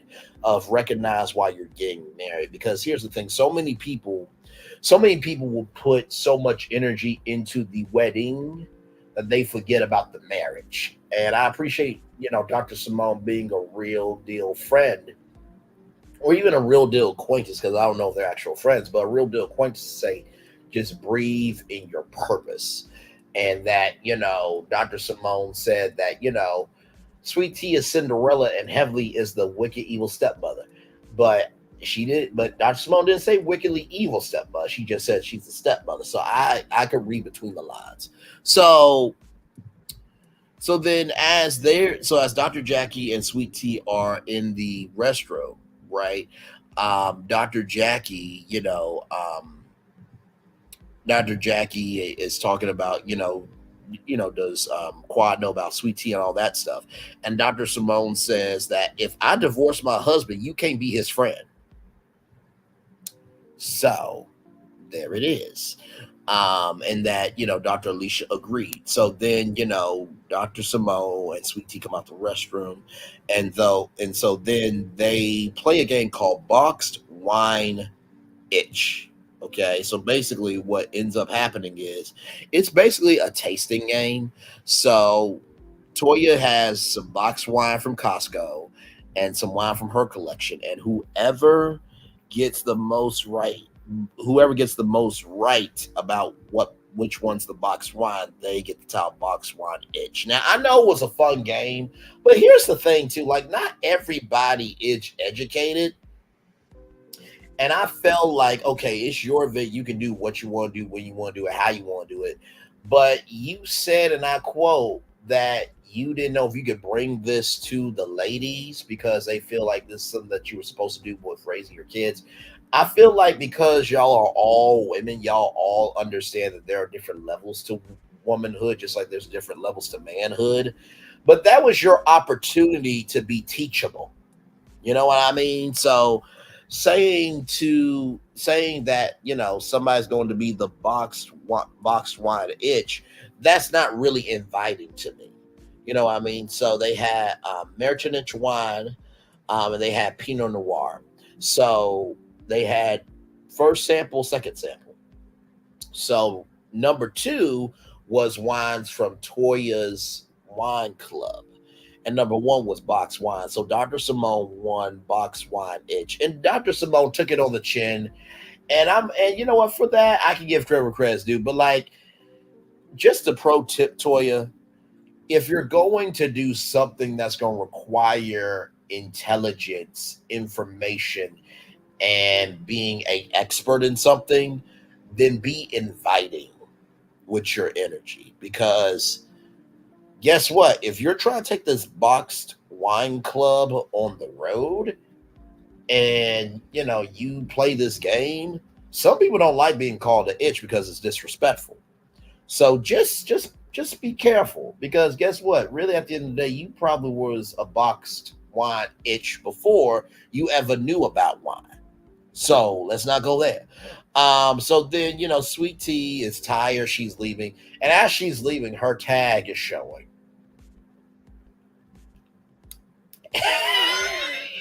Dr. Some Dr. Jackie said you gotta wait to get to the bag. I'm just like, that was so shady. That was so shady. So we're almost there, y'all. We're almost there at the end. I'm gonna drop the link so y'all can come up, because I know y'all got a lot to say. I got a lot to hear. So Dr. G and Phaedra meet up, and so Phaedra says to Dr. G, "Do you really want to be married?" In so many words, all that stuff, and that Sweet Tea, she's she's got a flat booty, and Dr. G said, "Well, it's actually a lie. Just got to dig in there." I'm just like. So wait a minute. Even Dr. G recognizes that she ain't got it like that. So we get okay. Can we all agree that she ain't got, not here, not there, not anywhere? Sam, I am like, the back of her has no sweet tea. It's unsweet tea in the back. Okay, can we just admit that, y'all, for Phaedra? Because Dr. G even brought up the point in the conversation. So anyway, I'm just repeating stuff from the show, y'all. Don't get mad at me. But anyway, so Dr. G said he wants someone with athletic built to be able to make kids. And Sweet Tea ran cross country, right? She ran cross country. So, Lord, Phaedra said, that, Sweet Tea was marrying Papa Bear rather. And it was like, okay, now we doing Papa Bear stuff. But then, okay, awesome sauce. But then um, you know, something that Dr. G said really kind of triggered me. He said, Phaedra said that, she is a bit younger than you. And so Dr. G said, I didn't know if I was predator or prey. And I'm just like, dude, no, you don't say that. Like, what in the. But basically, the reason why he said that was because Sweet Tea was chasing him. Dude, no. And listen, I know that he's almost hitting 60. She's at 31, but like, dude, like that comes across like wrong, okay? Like, just to let you know. And so yeah. So I was like, wait a minute, did he really say predator or prey? I'm like, dude, like, when you're in love, it's not predator or prey. It's supposed to be you love her for her. Like, I mean, if you want to be the sugar dash, you want her to be your sugar baby, then just say that. Just say that. But anyway, so Doctor Doctor G said that Quad made her scared because Phaedra said, "How do you feel with Sweet Tea?" And Doctor G said that he feels safe and supported by Sweet Tea. But y'all remember the first episode how it escalated, right, to you know Dr. G being controlling, just like his ex-wife said, and that Sweet Tea doesn't have the support at home and stuff like that. Remember that? So Phaedra asked, do you have a prenup? Right? Do you have a prenup? And so, Lord help. So Dr. G says that he is making one up and that Sweet Tea is open. Right? So then Oh Lord! So then, in the preview, we get to Dr. Simone and Cecil talking to their sons. I'm assuming that Dr. Simone and Cecil, that their kids are grown, and so they're talking about, will the sons ever move back to Atlanta? The son is like, well, if you guys give me an apartment, then maybe I might come down. And here's my thing: if I was a parent and my son said that to me, be like, okay, you know what? Listen, this is what I'll do. I'll pay up your rent for the first 6 months. For the first 6 months or a year, maybe. And I'm saying this from the space that I am in now. I may not be that way when I'm a parent, because the way you think you're going to be a parent, the way that you are a parent, are two completely different realms of thought. But I'm like, okay, I'll work with you. Depending on your behavior, I'll work with you. But after that, you're on your own. So that's going to be interesting.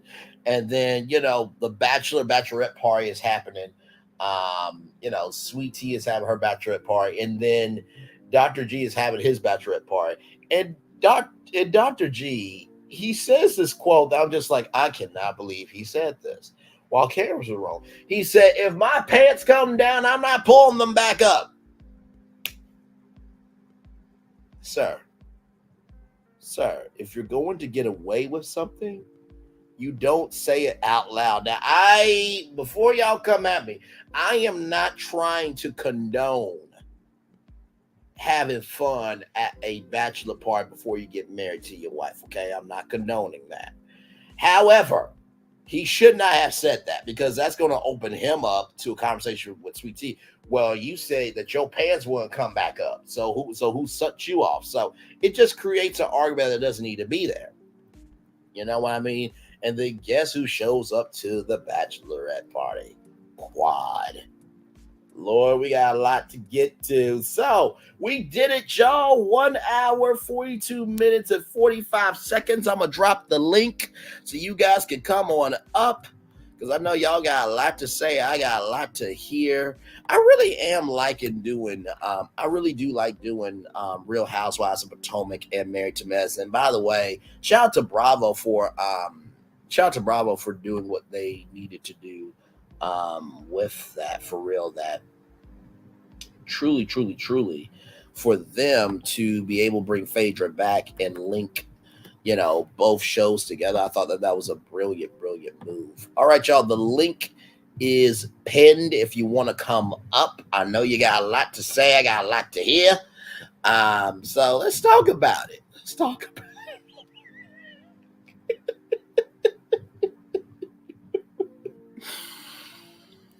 Lord help me. Lord help. And let me tell you something. I thought I was very nice on this review, okay? I thought I was very, very nice on this review, okay? So listen, I'm not shading anybody. I'm just giving my take. Everything is alleged, in my opinions, for entertainment purposes only. So y'all already know what it is with me. Like, you saw the thumbnail, you know my voice, and you know why you're here. So let's get to talking about it. So, oh my Lord.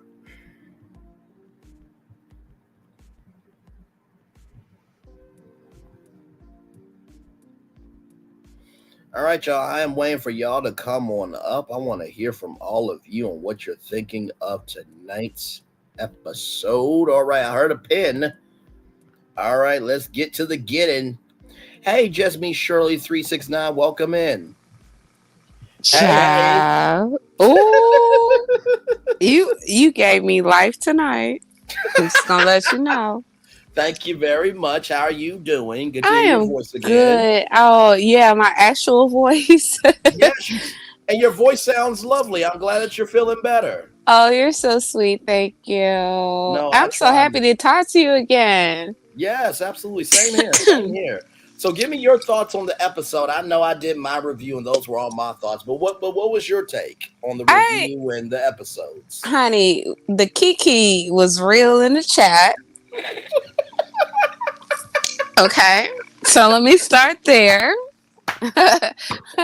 I agree with a lot of what you were saying, but you were so shady I'm tonight. me. No, I am a loving. Babe. I'm a loving, kind, and gracious individual who Yes, you always minds his are. own business. Yes, you are. Don't nobody tell you different.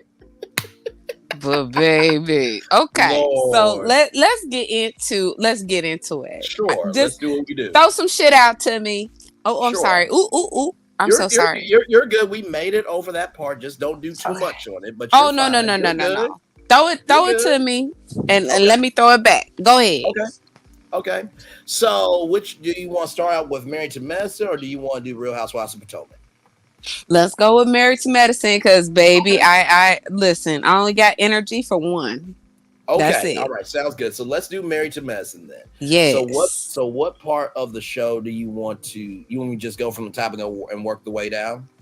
Yeah, we could do whatever you want. I'm cool Okay. with it. Yeah. All right. So let's talk about Phaedra's house and that conversation with Quad. What are your thoughts on that?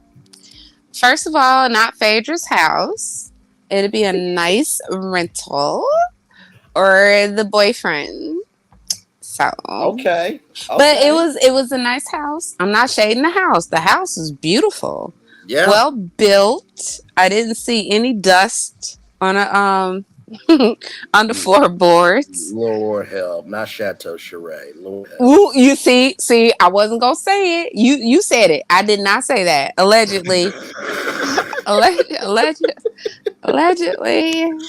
You Lord. trying to get me in trouble? I came up here to help you, child. Leave me alone now. Listen, go right ahead. I'm What? listening. So, No, go right ahead anywho, with your take. I'm listening.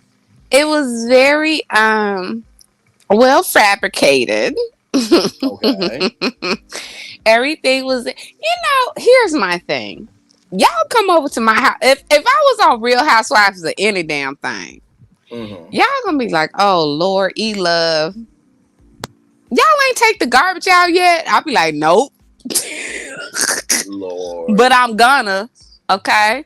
You ain't gonna find nothing out of place. Real talk. But you gonna see like puppy toys here and there somewhere. You know, like Yes. a lived-in house. That's what I'm looking for. Is a lived-in house. I don't need staged houses, and that is what Phaedra has. Is a staged house. Okay. All right Do you then. understand where I'm coming from? I do. I do. I mean, live in the house, honey. Have Mm-hmm. something got to be sticky somewhere. I mean, you nothing is that pristine. Come on. True. And True. I listen, when I tell you you can eat off my floor and lick it, even though Right. I would not suggest you do that because I am terrified of germs. So I'm Same. just putting that out there. But anywho, like you can. But my home is lived in. Yes. I might have like a piece of paper laying on the edge of my couch because I Sure. wrote a note somewhere and forgot that it was there. But like, it's so pristine. Nobody lives like that in real life. Come You know on. what? Let me say this. I will Yeah. agree with you. Hmm. I will agree with you there that I do. And listen, I feel that at the end of the day, the prestige of Phaedra wouldn't match that type of opulence. You know what I mean? Right. But I Yep. also do feel at the same time, like when you're on reality TV, if one thing is off, hell freezes over. You know what I mean? So I do feel you that listen, it's your home. So if you have a glass of wine or if you got a robe laying somewhere, like Yeah. live in your home and enjoy your home. You know what I mean? Exactly. Exactly. That's what I'm sorry. I'm very ghetto. No, no judgment over But here. All that's love. true. Like, I think it's a beautifully staged home. That's all I can say. Okay. All right, let's go. All right, so we got Phaedra's house. Now we had I'm gonna say Quad's house because that's the home that they're Yes. still living in. That Quad. But Child. anyway, what did you think of what happened at Quad's house with the Okay, first conversation? of all, I'm put off by what's her name, Sweet Tea. Sweet tea. Child, if there ain't no Mississippi damn name. Listen, Listen, but I think that's her. I think that's her nickname, though. We don't actually know Yeah, her. I think it's it's Letitia or something like that. no, it's not Letitia. It's something. It's something with Tisha in it, but it's Gotcha. Okay. not. I don't think it's Letitia. But anywho, it's child. I'm not gonna call her Sweet Tea. I'm gonna call her Tisha because that's her name. Understood. Part of her name, but I did not like her introduction into Okay. the group because I'm gonna bring it back. I know we're talking about what is this, episode 2? Yes, this is episode 2. Yes. So let's go back to episode 1 when they said like, so what attracted you to Dr. G? And she was like, Mm-hmm. money. You Get know into the that. money. Yep. Listen, turned me off. Number Yeah. one, you loud for no reason. Number two, you living in the ex-wife's house. Exactly. I am so sorry. Ain't no way in howdy hell that I would share address with an ex-wife. I agree. No. And that goes to show, and I'm not knocking her. Trust me, I want to give her a chance. Sure. But she's young. Right. And in her age, even though some people are very mature at a younger age, but she's not as mature as she thinks she is. Okay. So she's very much giving me young energy. Um, yeah, gold digger energy. I hate to say it, but yeah, I see that. And No, and I oh, agree with Dr. that. G, Lord have mercy, he is lost, child. Mm. Yeah, But go he's ahead, a what you character say? by him. No, no, I was just gonna say he's a character by himself. I just Yes. and honestly, tell you the truth, like that first. Now I know that Dr. G was outside when Mm-hmm. that was said, but like I saw Dr. Simone's face and I saw all their faces, and my thing is this: even though this is a reality show and things are staged, because there's a thing called hot sheets of what the producers are tracking with the storylines and what they would like to be brought out on camera. It's kind of Right. like here's a menu of the restaurant. You choose what you want to eat. Those reactions, Yes. those reactions to me were very real. Oh, Like, that wait a was minute. real. Like, wait a minute. Wait. We're just meeting you for the first time tonight, And and that's that's what you the choose first to thing you say. said. And Yeah, so here's my thing. Let me tell you something, Braylon. This is a sidebar. A story sure, that ain't really a story. sure. Okay. When I was younger, I'm not gonna say how old I am, but when I was younger, I was dating an older man, Sure. divorced man. So you listen, I was never that young lady that was like, "Oh, you married? Hey, you want a sugar side piece?" Uh-uh. No, sir. And you had to Understood. be at least divorced no less than 5 years. That's my Okay. criteria, and that's still what it is today. Okay. However, this gentleman was not a doctor, he was a lawyer, and a very top notch lawyer. When I say lawyer, I'm not talking about criminal court, I'm talking about Sure. federal. Okay? Oh, good damn. Yeah. Oh, yeah. Oh, honey. Anywho, so, but the thing is, I had kind of a similar situation that his friends, by the way, he was not African American. Okay. So that was another wrench, right? And we Sure. dated for like 8 years, so mind you, but Okay. neither, anyway. So his friends kind of did a powwow with me, and they were like, "So, what attracted you to him? He's way older than you." And Mm-hmm. I'm like, you know what? I really appreciate him listening to me and his compassion. And he has a Mm. good heart, and he knows how to make a steak. And they looked Okay. at me like, "Oh, damn." And I'm like, "Yeah." And then his guy friends asked him the same question. I think they kind of like was strategic with it. And Sure. he had his own answers about me, and our both comment answer was that we both knew how to make a great steak. And they were like, oh my God, okay, we like you. And that literally with Sweet Tea, she did not have to do that. And even if she thought it was funny, that was not funny. You And know. you're on TV. Yeah. So she Yeah. could have broken it down. Like, you know what? I love the way he treats me. I know I reached out to him first and I'm really attracted to him, but he's just a good, kind, sweet person. And that is Right. why I want to marry him. That's all she had to say. But I'm Yeah. sorry, I'm talking too much. Go ahead. No. This is an open flow chat. We are just fine. No, and I appreciate your vulnerability in saying that because Oh, yeah. I look at it like this. You know, there are people that believe black people should stay with black people. Now, Yeah. if me and Lala Anthony got together, listen, she's an Afro Latina and she You got know what it what? is. It is what See, it is. you So, talking in but my here's face. Leave me alone now. listen, but see, here's the thing though, right?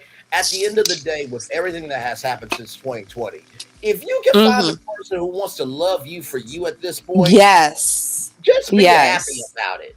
You know what I mean? Listen. And one of my friends, they asked me, Brandon, would I ever date a white girl? And I Hmm. said, listen, at this point, I am happy for what makes people happy. Now, of course, Yeah. I am fully black, right? So, of Yeah, course, I'm yeah. going to marry my culture in some shape, form, or fashion. Hmm. Um, but in the same token, I said to my friend this: if you marry a white person, when you wake up in the morning after an event has happened in your community, you're gonna have a conversation.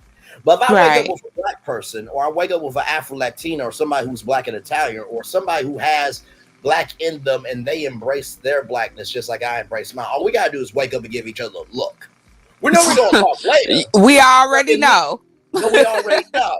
And so my Right. friend was like, that makes a lot of sense. So I'm like, it's not like I am one of those people that aren't for it because there was this movie called Loving about interracial marriage that was a I great love movie. that movie. And Love so it.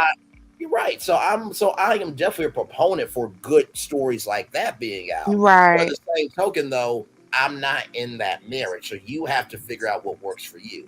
But Exactly. it did seem, and even when you said steak, you know, cooking is a great way to bring people together. There are people that have a cooking club. There are people that, you know, they go up to Outback Steakhouse or they go to Oh, local that's steakhouse. my Once a week. love language. There you go. It, but that's the thing, you know what, Braylon? I'm so glad you brought that up. I think okay, so my love language is food, like food. Either if I like, say you and I are together, and like Sure. we have such great conversation and things like that. Sure. My thing for you is be honest, be open, and make me laugh. Like Understood. I want giggle, snort, laugh. I want to Understood. be like Understood. goofy, but then my other thing is, what do you need from me? What is your love language for me? And Absolutely. whatever it is, and then the main thing for me is cooking. So a lot of times, I don't want you in my kitchen when I'm cooking.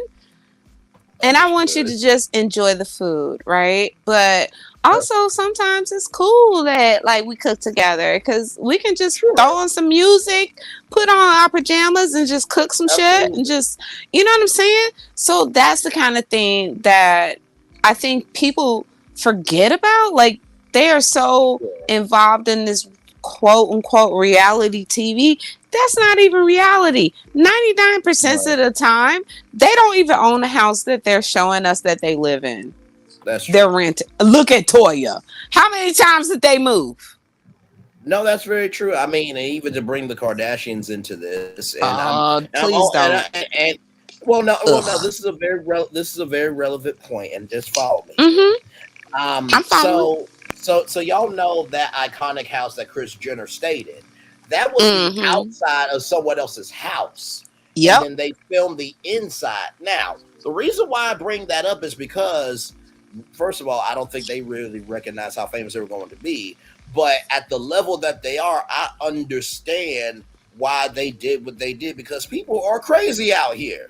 They will That's take true. And that it and is Google smart search that they it, did that. and yeah, they will Google Yep. search it, and they could potentially stalk you. So For reality TV, for that, I don't mind that because I would do the exact same thing. Like, yeah, it's like, wait a minute, that's not the. Y'all should be grateful that I wanted to show up for y'all. Okay, listen, my Yeah. protection is my protection. So Yeah, I definitely understand where you're coming from. Like, show a faux house, but live in your real house. But what I'm saying is, they're not even living in the real house, the gotcha. inside. You see what I'm saying? So it's just the reality TV that these younger generation, I would say Generation X, that's no, sorry. What is the other one? It's Generation Z. Z? Yes, Z. Generation Z. They really believe that that's real, and it's really not. Yeah, no, no. By You the way, know, just me, Cheryl 6369 said I live there, redecorating, making my own. And you know what? That's a very valid point. right. I mean, and my thing is this: I would not be upset if they Hmm. have a plan to be able to move into their own home. That Yeah. let's get to know each other and all that stuff, and then maybe in 3 years after we saved up or we figured out if we want kids or not, then we can go house shopping. But if there's a plan to move forward, I wouldn't be as upset. But the fact that you're just living there, That's my thing, though, and I totally agree with her. Um, my thing is, if this is a temporary situation, no problem, right? right? Because it's always going to be regarded as Quad's house. Yes, Regardless if we totally gutted everything and redid the interior, the exterior is still Quad's house. absolutely. So if that's a temporary thing, I'm cool with it. But it can't be no more than maybe 6 months. But we got to get our own abode together, Right. So anyway, I don't know how we got on all this other stuff, but go ahead, baby. No, no, no. It is all good. It is all good. So the next part of it is Dr. Jackie. Now let me tell you something. Uh, Dr. Jackie can hang with me. She's refined, but she got that hood in her. 'Cause let me tell you something. With that part, Jackie is not I hood.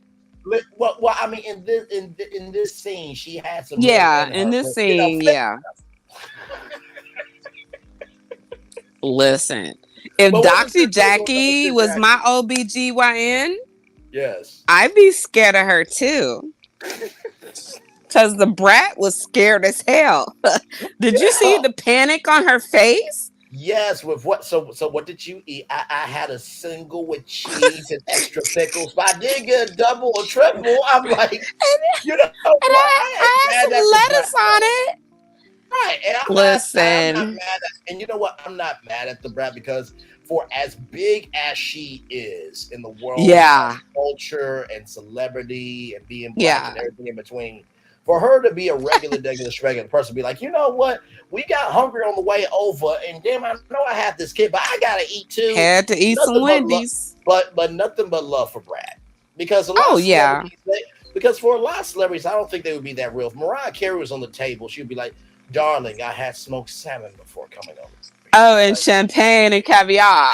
yes. So Girl, bye. so Yeah. here was Wendy's. It's like, yes, I'm not down. And before the lamb chops come for me, I'm not trying to shade her, okay? But Oh, no. Also Mariah Carey put herself in a full leaf dress in a hot tub. So y'all Sure take did. it as it is. So don't at me.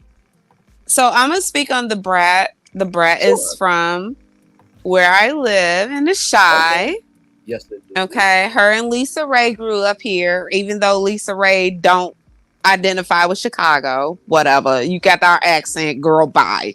Anywho, they sisters, blood sisters. But anywho, I identify with the brat because we talk our smack, right? Sure.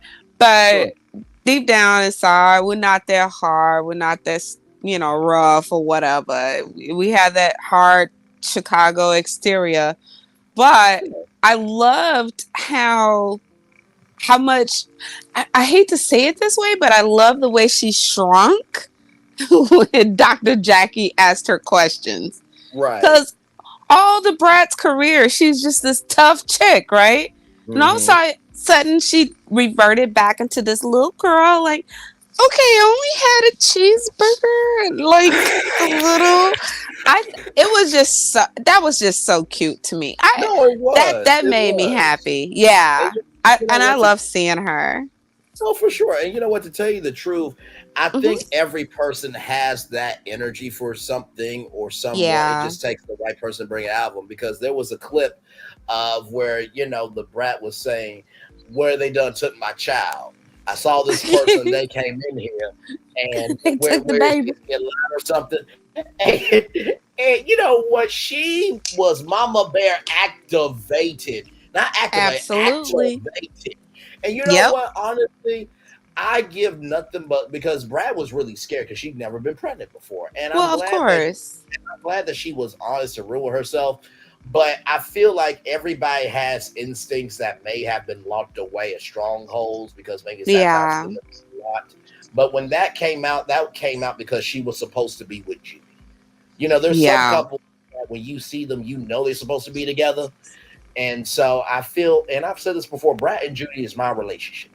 You know what I Oh. mean? Like I love them, I care about them, I appreciate them. And Hmm. I said this to a friend of mine because they're like, Bray, when you get in Hollywood, how are you going to take, women coming at you? I'm like, well, for example, if Brad or Judy came, no, I'm not breaking y'all up. No, I do not care how good you are. I don't care how gifted your tongue is. I don't care the chemistry we got. No, I am not breaking Stop. up that happy home. I'm not doing it. Because here's the thing, right? Us as a community have to be better about caring about community. You know what I Caring mean? about And what? us as a community has to be better about caring about community Yeah. when it Okay. comes to when it comes to cheating and stuff. Now, listen, if that Yeah. now I'm not saying them, but if there's a couple in Hollywood or a couple in your life that's open, marriage or menage a trois, and it's all consensual, go have that because love has changed for people. But in the same token, though, if somebody's in a marriage, like Yeah. just let them be. You know what I Yeah. mean? Yeah. Even if you have permission, and if you are dude that, hey, she gave me permission. Guess what? At the end of the day, even though she gave you permission, you gave her permission. That's still that's no, still. Yeah. So, but hey, to each their own. You know what I mean? I have an opinion about the Brat and Judy. Yeah, go ahead. So, like, obviously I'm a straight female black woman, right? Yeah. But and I don't have any comment whatever way. I initially did not like Judy. Okay. I thought she was after Brat from her for her lineage. Okay. And it's freaked me out. Like I was like, oh, I don't like her with big booty Judy. God forgive me. But it was like I was so upset that they had a relationship, and I just like, Brat, find somebody else. Like there's so many other beautiful women in the world. But after a while, I realized that they really do have good chemistry. And I think that's that big sister protective energy that I have for like a lot of Chicago people. Like that's just how we get down. Absolutely. We rock with each other, period. Even if we don't even like each other, if we see somebody There's trying to snake commonality. you, Yeah. yeah, Yeah. it'd be a problem. So No, yeah, there's a but commonality. I thought that was a beautiful, beautiful scene, and I thought it was so cute that she like, she was like such a little girl in that moment. So that was cute. That And was you know what? cute. And you know what? I will say this too. And Hmm. I can get what you're saying about you didn't know who Judy was. I didn't know who Judy Yeah. was either. So anytime you do see somebody new, it's like, well, what are you here for? Right.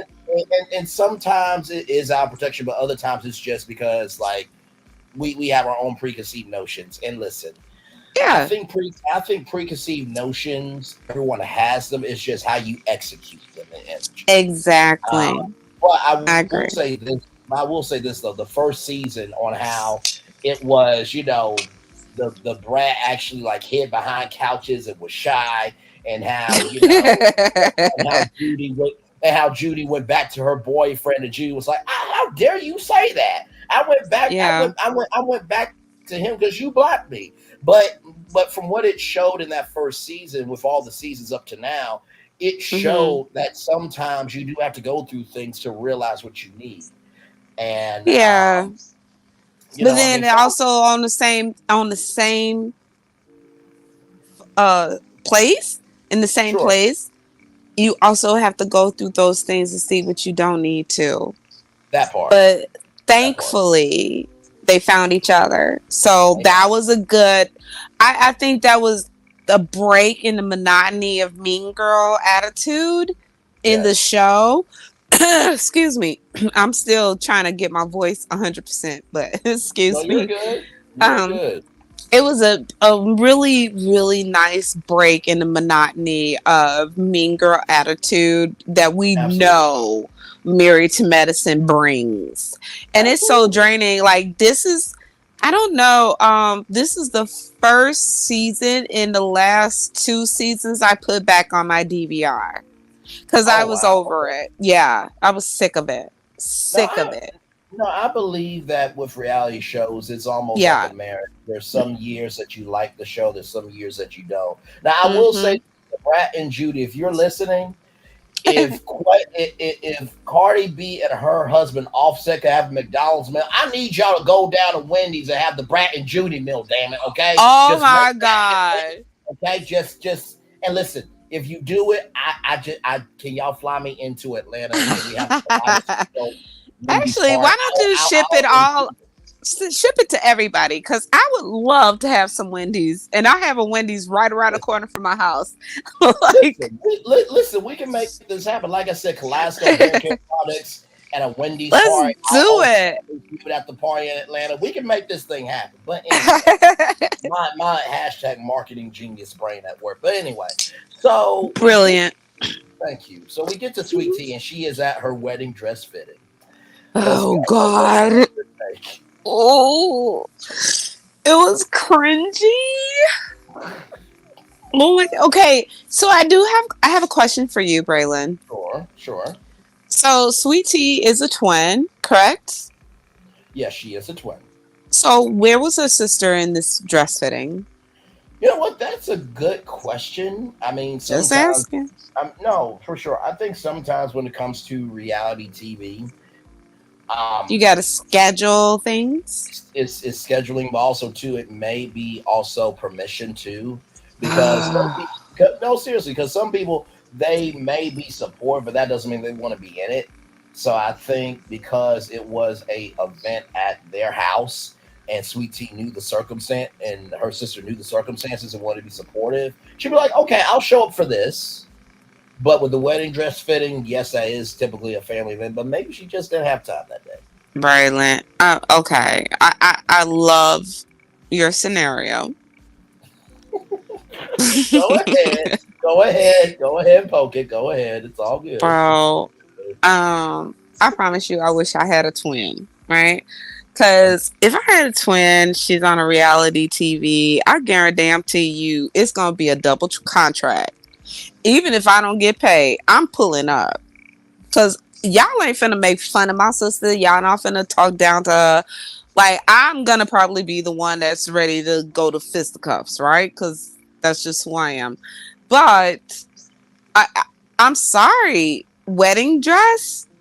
Really? And my twin ain't there? Uh, staged. Sorry, my opinion. I'm gonna shut up now. No, you're fine. It is all good. Yep, I And don't like it. Didn't like it. Didn't like it. oh, like I said, no judgment here, only love here. So Ugh. there was the princess dress, and then Sweet Tea want to show off her curves. Why? Why would she? She set herself up for that. I mean, listen, and then I do love that these wedding shops are trying to elevate the experience because it's already a stressful experience enough. You know what I Hmm. mean? There was a show on TLC called "Say Yes to the Dress Atlanta," and Monty Mm. is my dude, man. He was I so remember genuine. Yes to the Dress. Monty was a Man, bad dude. let me tell you something. Me and Monty would have been best friends. I would have look. I would have been. You know what? I would have been in charge of the champagne. Lori, I am Yes. going to taste the champagne for the customer. But Braylon, that's the champagne. I understand, but this is for But I gotta quality and test it. assurance purposes. You understand? Yes. I gotta clean the flutes, and I take this job very Yes. seriously. Facts. Braylon, why is there two balls gone? I don't know. Lord. Yeah, you're Lori, right? Braylon, go home. But I have a job. Go home. Try. But in real life though, I feel like, okay. So she was not in the company of women that actually supported, number one, didn't support the marriage. Mm, Number two is not her friend, because if I was her friend, right, and then I just randomly come over, whether if we met in the damn support chat group of meeting older men, right, I yeah. would still be like, you know what, can I pull a dress for you? Because something that would flatter her figure. She is not that statuesque BBL woman that a lot of women in Atlanta like to be. She's a natural woman, and I'm promise you, I'm not No, body shaming her, no, I think but that's the way to go for sure. she, right, but she did not get the correct guidance or support that she deserved while picking out her forever wedding dress, right? Because that's Yeah. going to be forever something that you remember yourself in, the day you marry the person that you love. Hmm. And they should have considered, hey, you know what, that full mermaid dress does not flatter you. How about like a princess cut, something that cuts you at the waist and flares out, and then, like, it's super cute. No, they they absolutely. they were there to actually be mean. I wouldn't say Toya, but definitely Phaedra. Okay, well, first of all, let me take up for my friend Phaedra. Okay, Oh now listen, Lord. now Okay. listen, now listen. Phaedra did not say anything wrong. Okay, Yes, she did. if you don't She have it, called you her just pan. don't have it. She called her pancake booty. Come on now. I mean, pancakes can be fluffy and You thick, know so what? let's I'm so sick of you let's not already. so No. let's not do that. Okay, so pancakes can be a good thing, but like I do feel like at the end of the day, Phaedra is going to have to stop with this because you don't want to get to the point where you seem like the bully, right? She Because is. I mean, the first time she wasn't bullying, she was just being truthful. This time, I can see how it can be a little bit bullying, but the more you do it, the more you're going to showcase that character that that person believes you are. So, Phaedra, for the safety of Sweet Tea, even though you and I and everyone else knows it's the truth that she was skipped by God, I need you to stop saying that Sweet Tea was not blessed with Sweet Tea in the back. Okay, we just If she did a couple of lunges and some squats, sweet tea, she'll get it. A little something. that's like adding sugar to sweet tea that actually needs You more. know what? You let's move on, child. Let's move on, cause you working on I'm getting sleepy, child. Leave me alone, child. Go Listen, ahead now. listen. Oh my lord! Hmm. But you know what? I will say this: to go from Yeah, Pine Plant, Arkansas, and Texas to being on one of the biggest shows on Bravo, I no gotta give disrespect her to you. credit. I give you credit because I did not know Yeah. Pine Plant, Arkansas before she got on the show. So shout Hell, out I to don't even her. know where that's at. Where is that Right. at? So apparently, it's about an hour away from Little Rock, Arkansas, the capital city.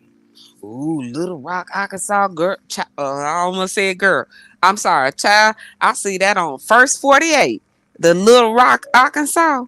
Ooh, Mhm. they always on First 48. Well, listen, that every city has danger, but I it's be scared, child. well, listen, Mm-mm. it's knowing where to go and who you allow yourself to be You around. right. You right about that. You right So about that. Braylon, go ahead and speak your but speech.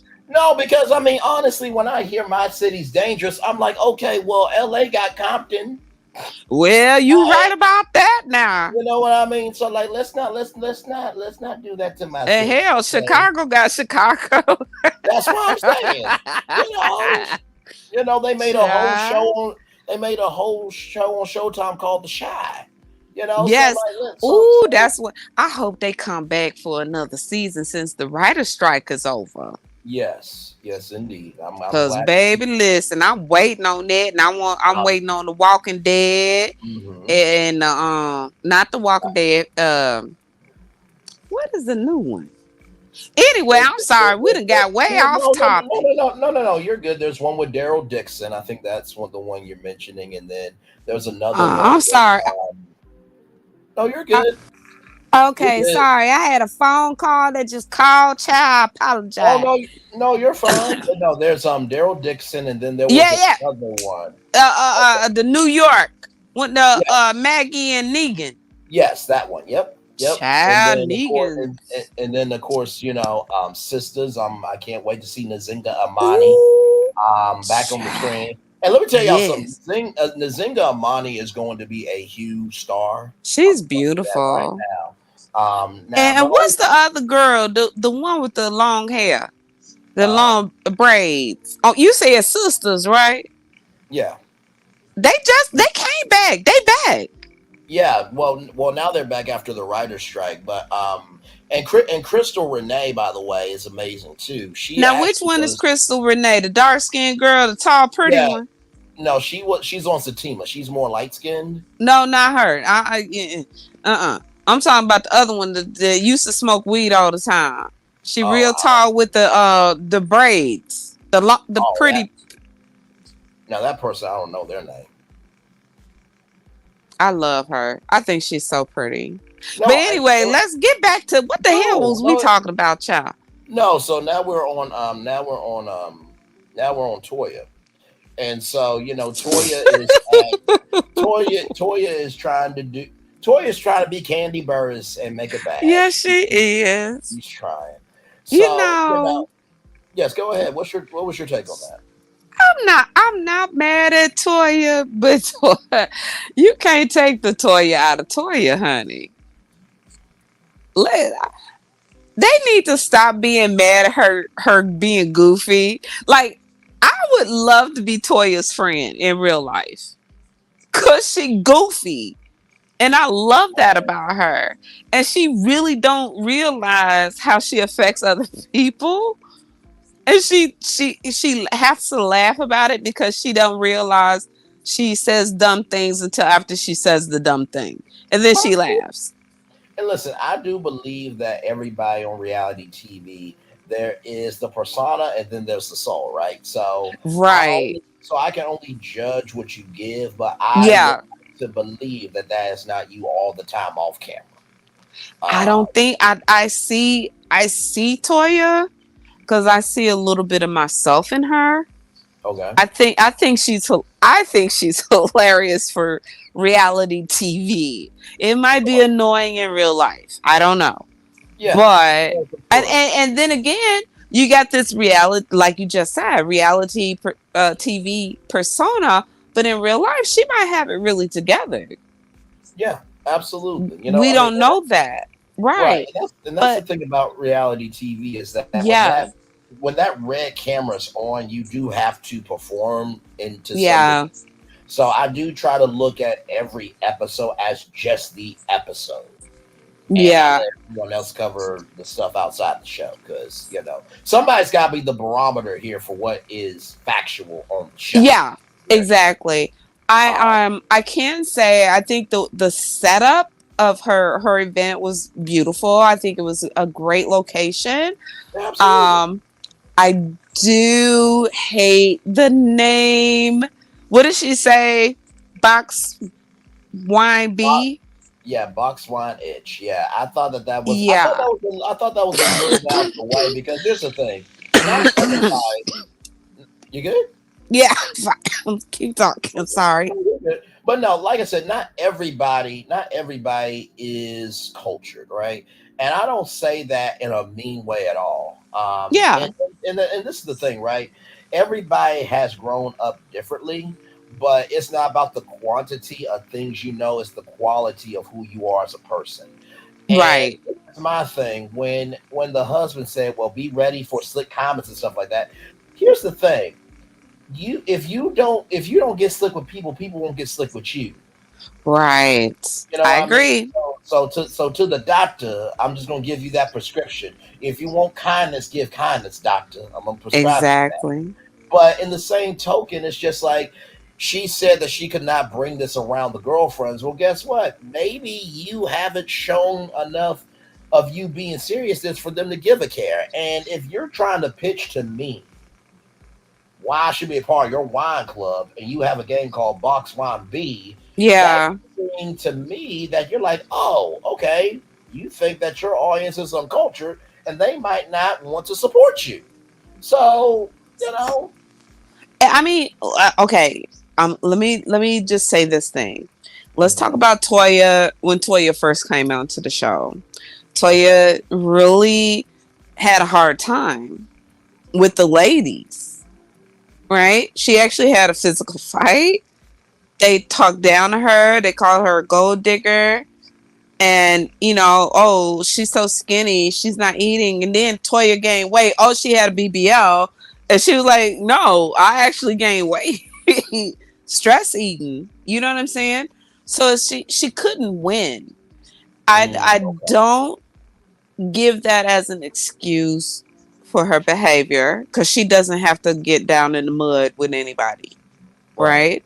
But I also feel like the so quote unquote established women. So let's go into child. I'm about to go off on Dr. Heavenly. Let me hold it, E, So, hold it, so, E. so we do get to that Yeah. because as this event's happening, Mm-hmm. Sweet Tea says that she felt some of the comments were mean yesterday. Very. And, Toya said I could see that. She didn't see at first, but she thought about in the moment, and she did try to take a responsibility. Yeah, And she even did. Phaedra said, "Well, I'm sorry, that was not the way that meant to come across." She Now, meant that. once again, Phaedra just told the truth. Now we can now listen. The truth is the truth. It is what it is. But at the end of the day, it's not just what you say; it's how you say it. So at least that Exactly. you apologize. And then Dr. Heavenly. Mm. Now you a person that fixes other people's teeth, but you can't fix your own teeth to shut up sometimes. Child, Really? first of all, how you own a whole dang on hair depot and your wigs are wrong all the time. I mean, her wig fell off in the beginning of the episode, You know so what? I was trying not to mention that, hey, but it happened. It happened in the it happened. episode. Everybody saw it. I mean, that okay. So again, going back to cultured conversation, and Sure. Toya is not cultured, but how we calling Dr. Heavenly cultured? She's not. She's very ignorant. She's extremely ghetto. She should not be on the show. I Oh do my. not find her entertaining. I don't Okay. find her nice or beautiful. I don't see her soul at all. She is mean.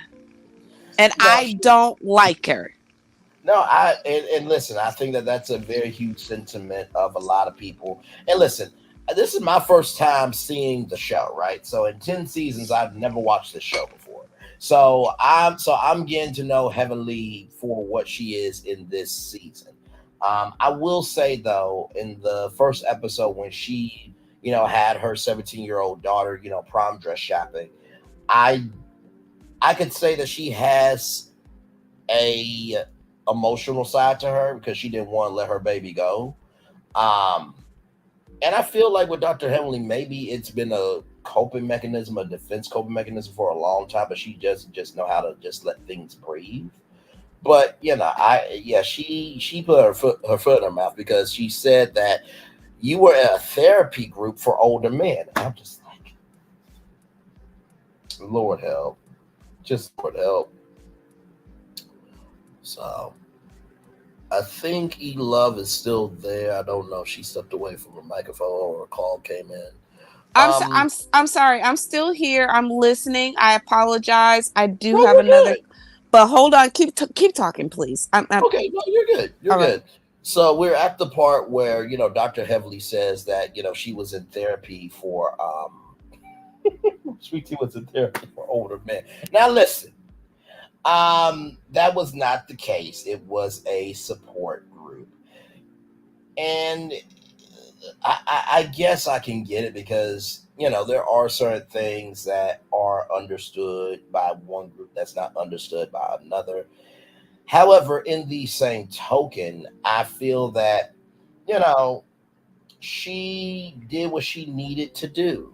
You know what I mean? Of hey, you know what? Dr. G is older than me. Let me go find people that you know have a similar situation. And I thought that that was a very beautiful.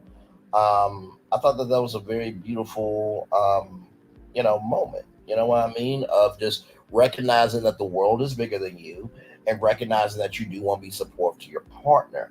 I think what made it off-putting was the fact of, oh, you want access to the money. Okay, got it. Um, but it is what it is. It is what it is. All So right. yeah, I'm back. Can you hear me? yes, I can. All right. So, okay. I'm sorry. I was preoccupied. No, you're good. Where are we at now in regards to the So episode? yeah, I was talking about how Dr. Heavily said that Sweet Tea was in therapy for dating the older Oh man. my God. And she knew good and damn well. Excuse me. I'm so sorry. She You're knew. good. She knew doggone well that was not what it was, and she said it to be a jerk. I can't stand that woman. I can't stand her, and I don't understand. Now I definitely understand why her daughter is ready to go away to Yeah, college yeah, because she is too much. And the problem is with Dr. Heavenly, she got into a certain stature that in that arena, you get, accolades, so and so, but nobody corrected her in her behavior. And exactly. she's still getting away with this juvenile attitude. Remember when she first got to introduce to the crew, all the way up until now, everything she would say is your mama. Mm-hmm. Remember, Yes. your Oh, mama. That's the only your mom. That's the most ignorant comeback you ever come back from in no, an it is. argument, and you supposed to be an educated woman. Absolutely. And Ain't nowhere in the world I let that woman put anything in my teeth, look at my teeth, clean my nothing.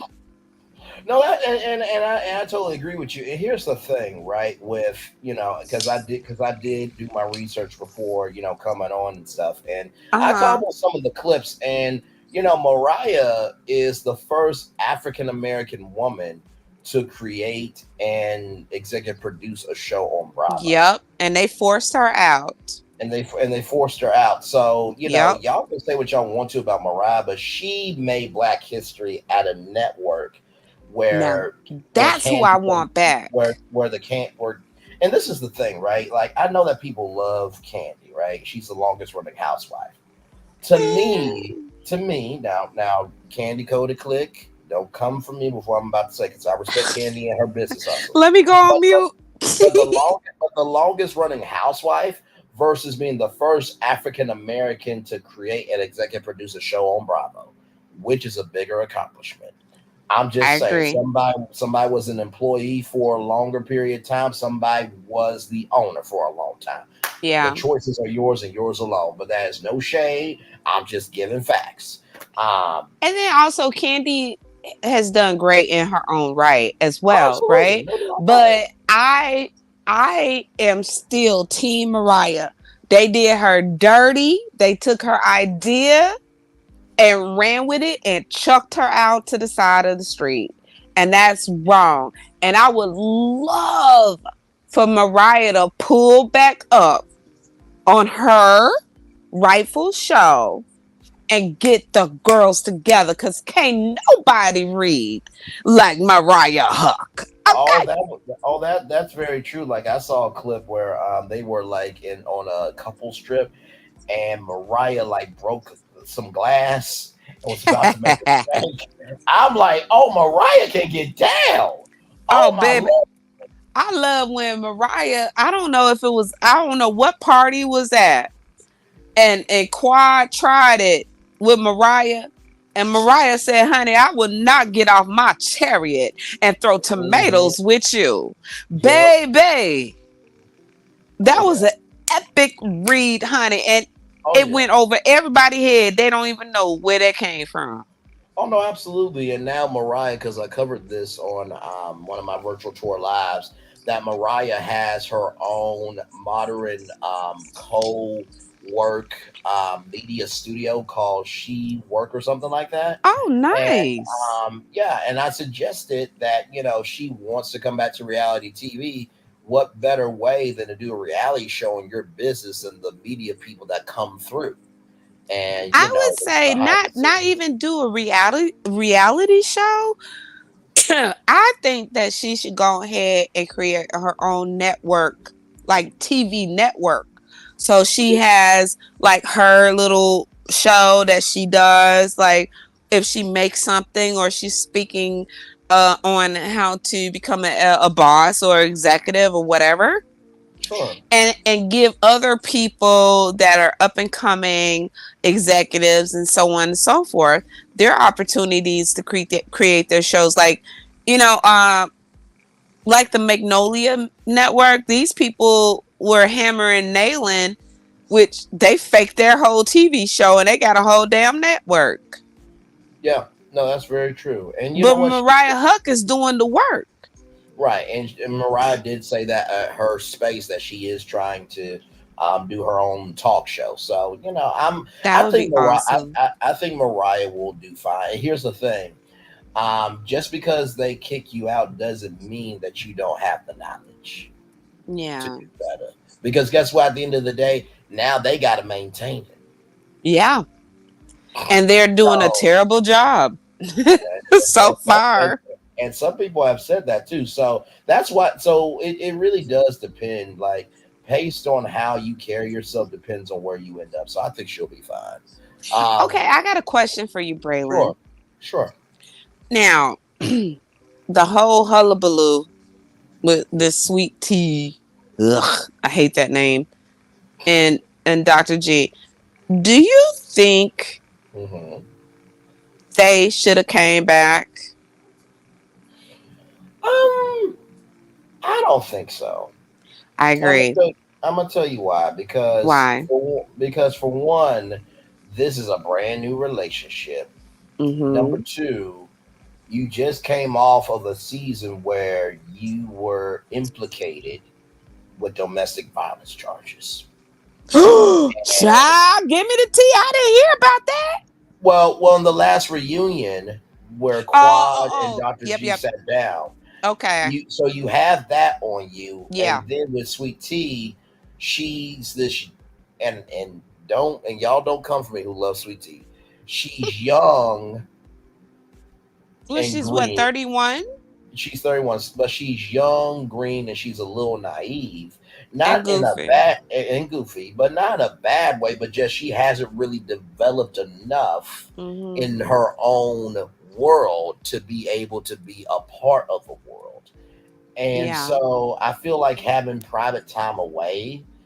And like I said, if you and not to mention too, if you're connected to Bravo, you got the contacts. You can still go to BravoCon. You can still, make appearances and stuff. But Exactly. allow yourself to breathe because now that you have the world involved, whatever's on TV is what's on TV. And reality TV is almost like what they tell you about your marriage. Don't tell your family members what's going on Yup. because you could be over it, but we don't forget last week's episode. Yep. What Right. happens in this house stays in this house, and that's not what Exactly. happens Right. on Exactly. reality TV. Exactly right. So honestly, I don't believe they should have came back. But hey, that was their decision. Well, I absolutely agree, and I want to expound upon that. I think Sure. definitely she's very young. She is not mentally ready for this type of environment. They literally got married, what, this year? Was it this year? Well, Or was I think it's this year. okay, so whatever. It's very soon, right? Um, I mean, they're not even set into their marriage situation yet, and now they're premiered as a engaged couple Sure. living in a place that he just shared with his ex-wife. Even though it's 4 years ago, it's still new. Right. It's new to her. She comes down there with this wide-eyed, you know, oh wow, everything's so great and fantastic, but she doesn't realize reality is about to slap her in the face for real. Mm. Cuz she's going up against some titans, No, she and is. I don't think that I think that she is not ooh, I hate to say it this way. I don't think she's mature. Please y'all don't come for me. I don't think she's mature enough to handle the bitter Bettys that No, she's going to I think encounter that's on a this fair show. estimate. I think that's a Yeah, fair estimate, and not to mention too, like this is not only the first season of us yeah. knowing you, but also too, First this is their, impression. right, but also too, this is their 10th season. Right. So Right. so not only are you fighting against a group of ladies that who have known each other for years, on top of you being this new woman, but Right. you're fighting against 9 seasons of a show that's been on a network, You and know you what come, else is creepy? I just thought about. yes, She looks a lot like Toya. yeah, I could see that. Like it's only like certain angles she looks like Toya. I don't think like if you look at her face on, I don't Toya. Ooh, I almost messed up. They don't look like face on, but certain angles or certain Sure, expressions they look like Toya. She looks like Toya.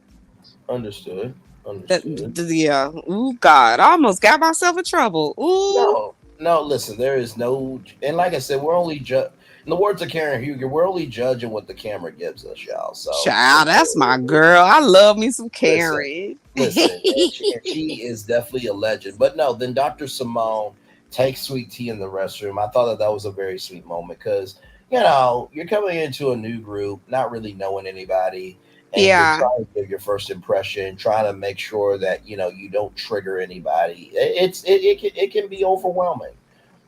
So I yeah. am glad that somebody was in her corner. And then, like I said, the Buck Swan thing.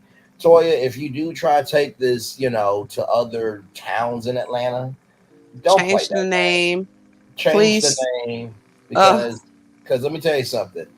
And I've said this before, hmm, everybody has an opponent in life that they will match you for everything you got, and sometimes you won't make it out that fight. yeah, I don't want you to be in a fight where it's like, oh, so I'm an itch. And even yeah. though, and even though it's a game, some people take that as disrespect. I And take it as disrespect. I'm not gonna drink a wine that's calling me a B.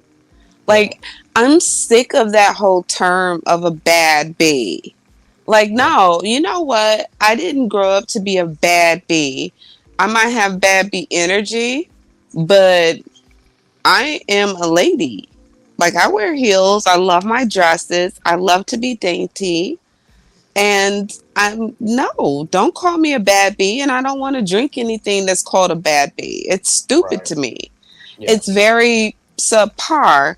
And if you really want Toya, this is for you. And I'm only saying this because I really, really love you. I really, really love her.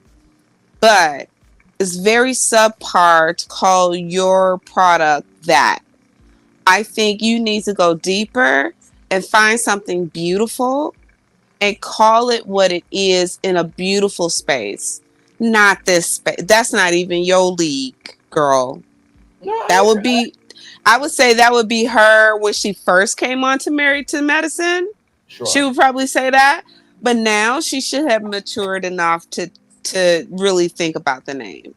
No, I agree. And by the way, y'all, it's Toya's Box Wine Club. That's her name, but the game Yeah. she played is Box Wine Itch. But to your point, if you're going to try to expand it, don't change the name of the game because you don't want Yeah. to piss off anybody. You don't want to burn any bridges where you might meet somebody that could take that wine club from a zero to a hero. You know what I mean? Yeah. And you cut off a connection. So Well, you cut off the connection because the first thing in business is your presentation. Now, not even right, what you say is what you look like. sure, And then what your product looks like.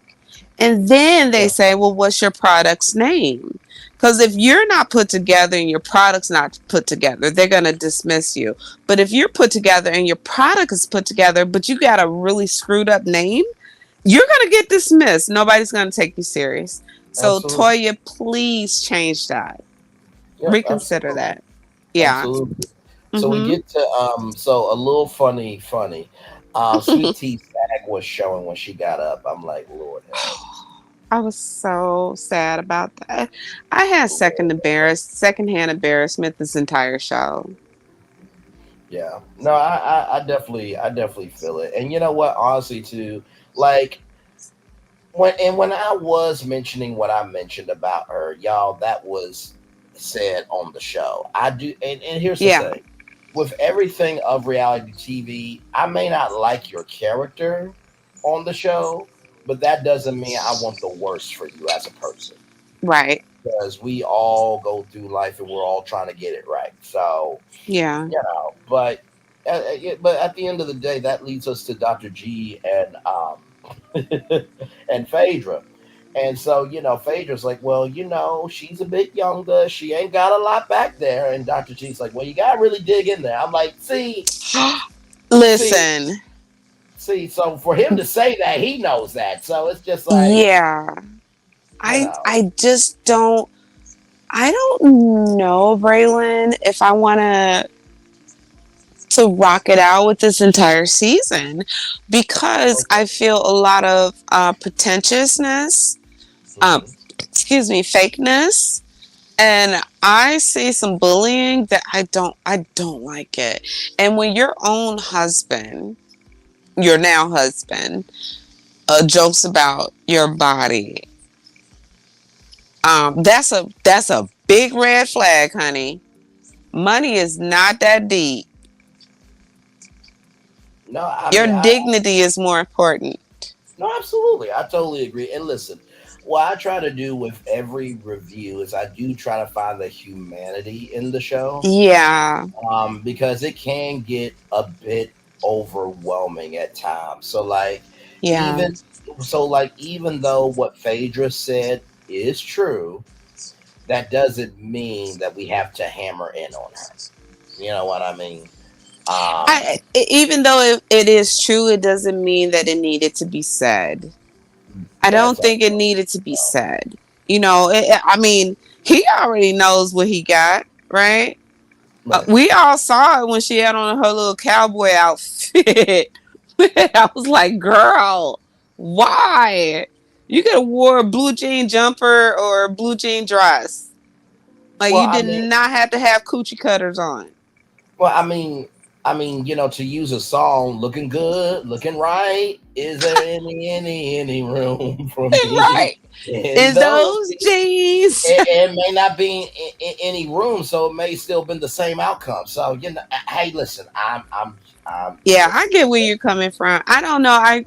Well, okay. So I feel, I don't know if I was listening and I was really paying attention to that scene with Phaedra and Dr. G because I wanted to see if Phaedra was looking at Dr. G for herself.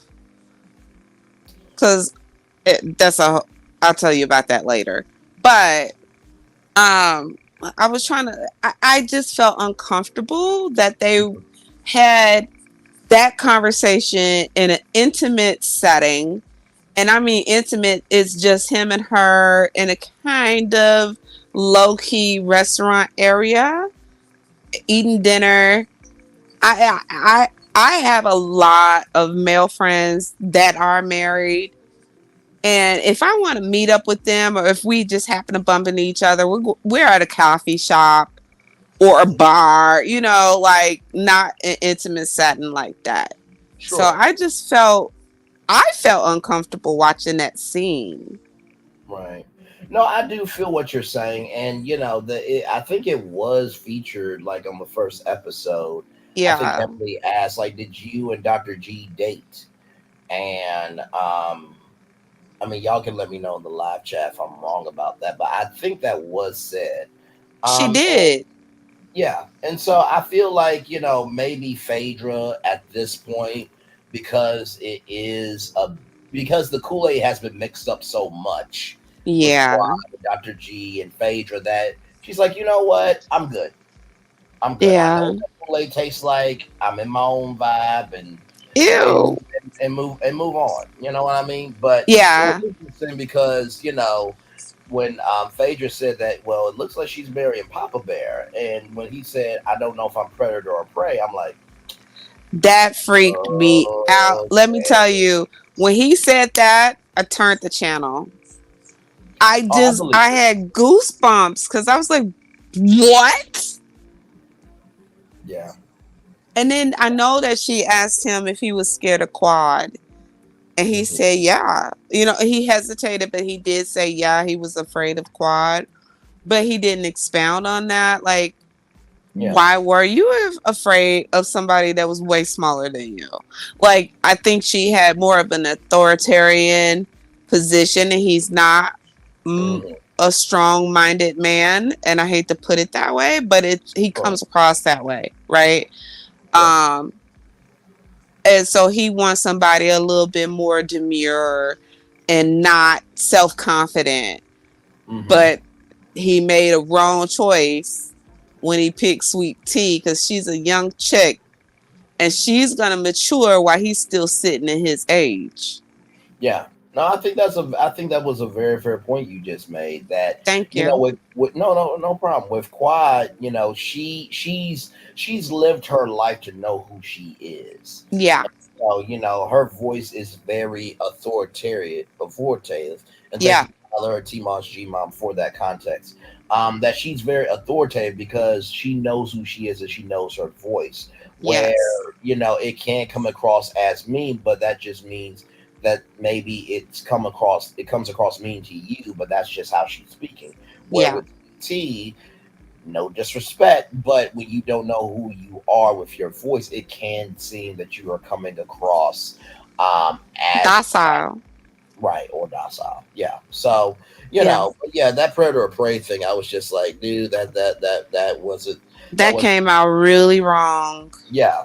And then, they talked about the prenup and that, Dr. G is going to get a prenup. And, I've debated back and forth on this prenup thing because it's Mm-hmm. just like there should be a level of trust here. However, in the same token, I do understand why a prenup exists. And it's not so much of the fact of not trusting, but I think it's just protection.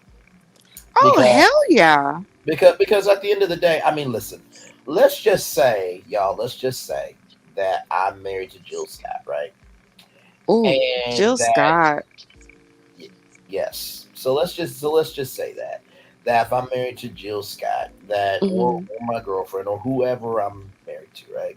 Mm-hmm. That if I come into what I come in with, if she came into what she came in with, it would be disrespectful to take away what she has worked for. Right. You know what I mean? I agree.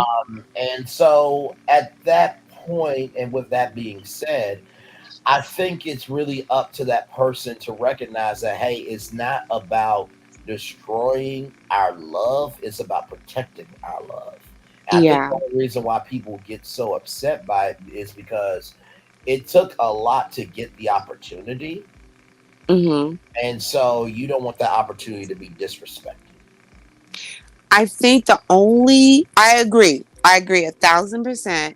I think the only caveat in that with the prenup is if, say, you go into it with Jill Scott and you both are at equal footing, right? Sure. Financial wise. Now, what if you soar past Jill Scott, but she's the one that helped push you and propel you to that space? Sure.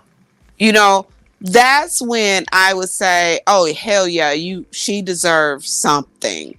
Cuz Oh, she was there absolutely. with you when you had holes in your socks, Absolutely right. Absolutely right? right. And go ahead. Go ahead. So but okay, here's the caveat to that. Say if you and Jill Scott meet, fall in love, get married. Now she's already a multi freaking millionaire. Oh, And you absolutely. come in with a hole in your sock, but she loved you and that hole in your sock. Right. Damn right, you gonna sign a prenup. Absolutely. No question about it. You see what I'm saying? And not to mention too, she had, Jill Scott has a 10-year-old son, right? So Exactly. at that point she wants to protect um yeah, she wants to protect her son and the Exactly. future of her son. So I think everything within context. You know what I mean? Exactly. But So yeah, with Dr. G having her sign that prenup, I back that 1,000% because he even I think he know like her intention. He's at that lonely phase and he wants a companion. absolutely. And she saw dollar signs and a very easy end to Mhm. offer, hey, I give you what you need. Ain't that what she said in the Yes, DMs with a baby? she did. Yes, she did. I'm sorry, baby. Dr. Greg gotta be smarter than that. You can't be that much of a dummy to fall Right. for that. Right. Shoot, I should have reached out to Dr. Greg. Listen. I could have been on that show, child. We'd be sitting on this line right now in my mansion talking smack about the TV show I'm on. Lord help. I And that's sure the, would. and that's the thing too, right? Is that every relationship has its levels, right? And Yeah. I feel like life is a video game, not so much for the fact of we're in one, but follow me here. Hmm. Every year that you live is a different level of the game of your life. Yeah. And that the powers that you have at level 31 is not the same powers that you have at level 20. And to Hmm. recognize that maybe the powers that you had in level 20 doesn't work for level 31. So that is going to be up to Sweet Tea and also Dr. G to recognize, okay, he's at level 50. She's at level Hmm. 31. What powers are commonalities where y'all can both win in this video game of marriage that y'all are in? Not saying marriage is a video game, people, okay? It's an analogy. But yeah. So I absolutely agree with you. And I'm not saying age gaps in a marriage cannot work. That's not necessarily true. But it's a maturity level and it's also commonalities. Like you said, what is it do they have in common outside that Dr. G want a baby and she's fertile? right. So she say, you know what I'm saying? We don't know. So it is that is a good question, and I think Dr. G put herself in a conundrum out of loneliness. Yeah. You know what I mean? And listen, at the end of the day, Hmm. to me, I if you're in that mode of loneliness, Dr. G, then just say that. It's absolutely okay. Everybody is finding companionship where they can find it. Um, Absolutely. but I think it's just about being honest about it. You know what I mean? Yeah. Hey, to each their own. So then we get But to no, go ahead, yeah, go go ahead. ahead. No, no, no, go ahead, baby. Okay. So Dr. Simone and Cecil talked to their sons about, them moving back down and all that stuff. And I'm like this. if you are a good son and you've been doing what you're supposed to do, I'll help you get settled. Mm-hmm. I mean, because we all have to start off somewhere. But then after that, I'm gonna need to see a plan from you. Because I'll give y'all a little tip: parents are the CEOs of their own companies. You cannot There present it a is. proposal that does not work out for the family. So I'm willing to help you out for your first year. I'll pay up the apartment. I'll get the furniture and everything else. But in the meantime, between time, I'm gonna need you to be. I'm gonna need your job to be finding a job, and Yep. then we'll put a plan in place so we can manage your money and everything else. Because my mom and dad have always said you should take care of yourself at least 10 months out the year. You may need 2 months of help, Yeah. and so I try to live that for the to the best that I can. I've been doing that pretty good now for about what 7 years now, I think. So All right I mean, now. so I've been doing my own thing, but in the same token, I took it in, and then we get to the bachelor party, bachelorette party, and with Dr. G saying what he said of if my pants are down, they ain't coming back up. I'm like, sir, Oh my God. sir. That freaked me out that I mean it had to be a little bit of liquor allegedly involved in that whole scenario because there was conversations and comments that was not appealing. I will agree with you. There was probably some alcohol in that, but also too, they do say liquor is a window into the soul. So I don't think he was playing about that. You don't think he was Uh, kidding around or a little too loosey goosey? he could have been, but the way he said it was very serious though. Yeah, it sounds Like serious to me. like he put some energy behind. Like if my pants are down, they ain't coming back up. It's like okay. All right. Well. I Yeah. mean, if somebody eats your wife's flat pancakes, let's see how you feel. Ooh, you did not just say that. I, like I said, Phaedra just told the truth. Okay, Phaedra just told the truth. Oh, I can't stand you. Child. Well, Ah, I don't know. I did. Ugh. Like bachelor parties, bachelorette parties. Like do what you want to do, but don't tell me. And now, what happens? It's on national television for the world to mhm, see exactly and right. hear Exactly that behavior. right. Yep. So normal people like you and I, Hmm. we have the benefit of never knowing what happened Sure. at all, unless we had a mole there. But like this is national television, bro. I'd be so damn embarrassed. I wouldn't even go through with the wedding. Oh yeah, for sure. And then Quad shows up to the bachelorette party. So okay, And so that yes. part I had a phone call and I was doing some work, right? And I'm Mhm. so mad because I heard a scream, and then when I go back, it was going off. So I don't know what happened. What happened? So basically, what ended up happening was, Quad ends up showing up to the bachelorette party. Who invited her though? I that Phaedra came through Oh to the God. bachelorette party. So listen now. Somebody could say that Phaedra is messy. Me- However, however, messy. however, to take up for Phaedra in this. Of course you Um, will. Yeah, listen, she's only being truthful so far.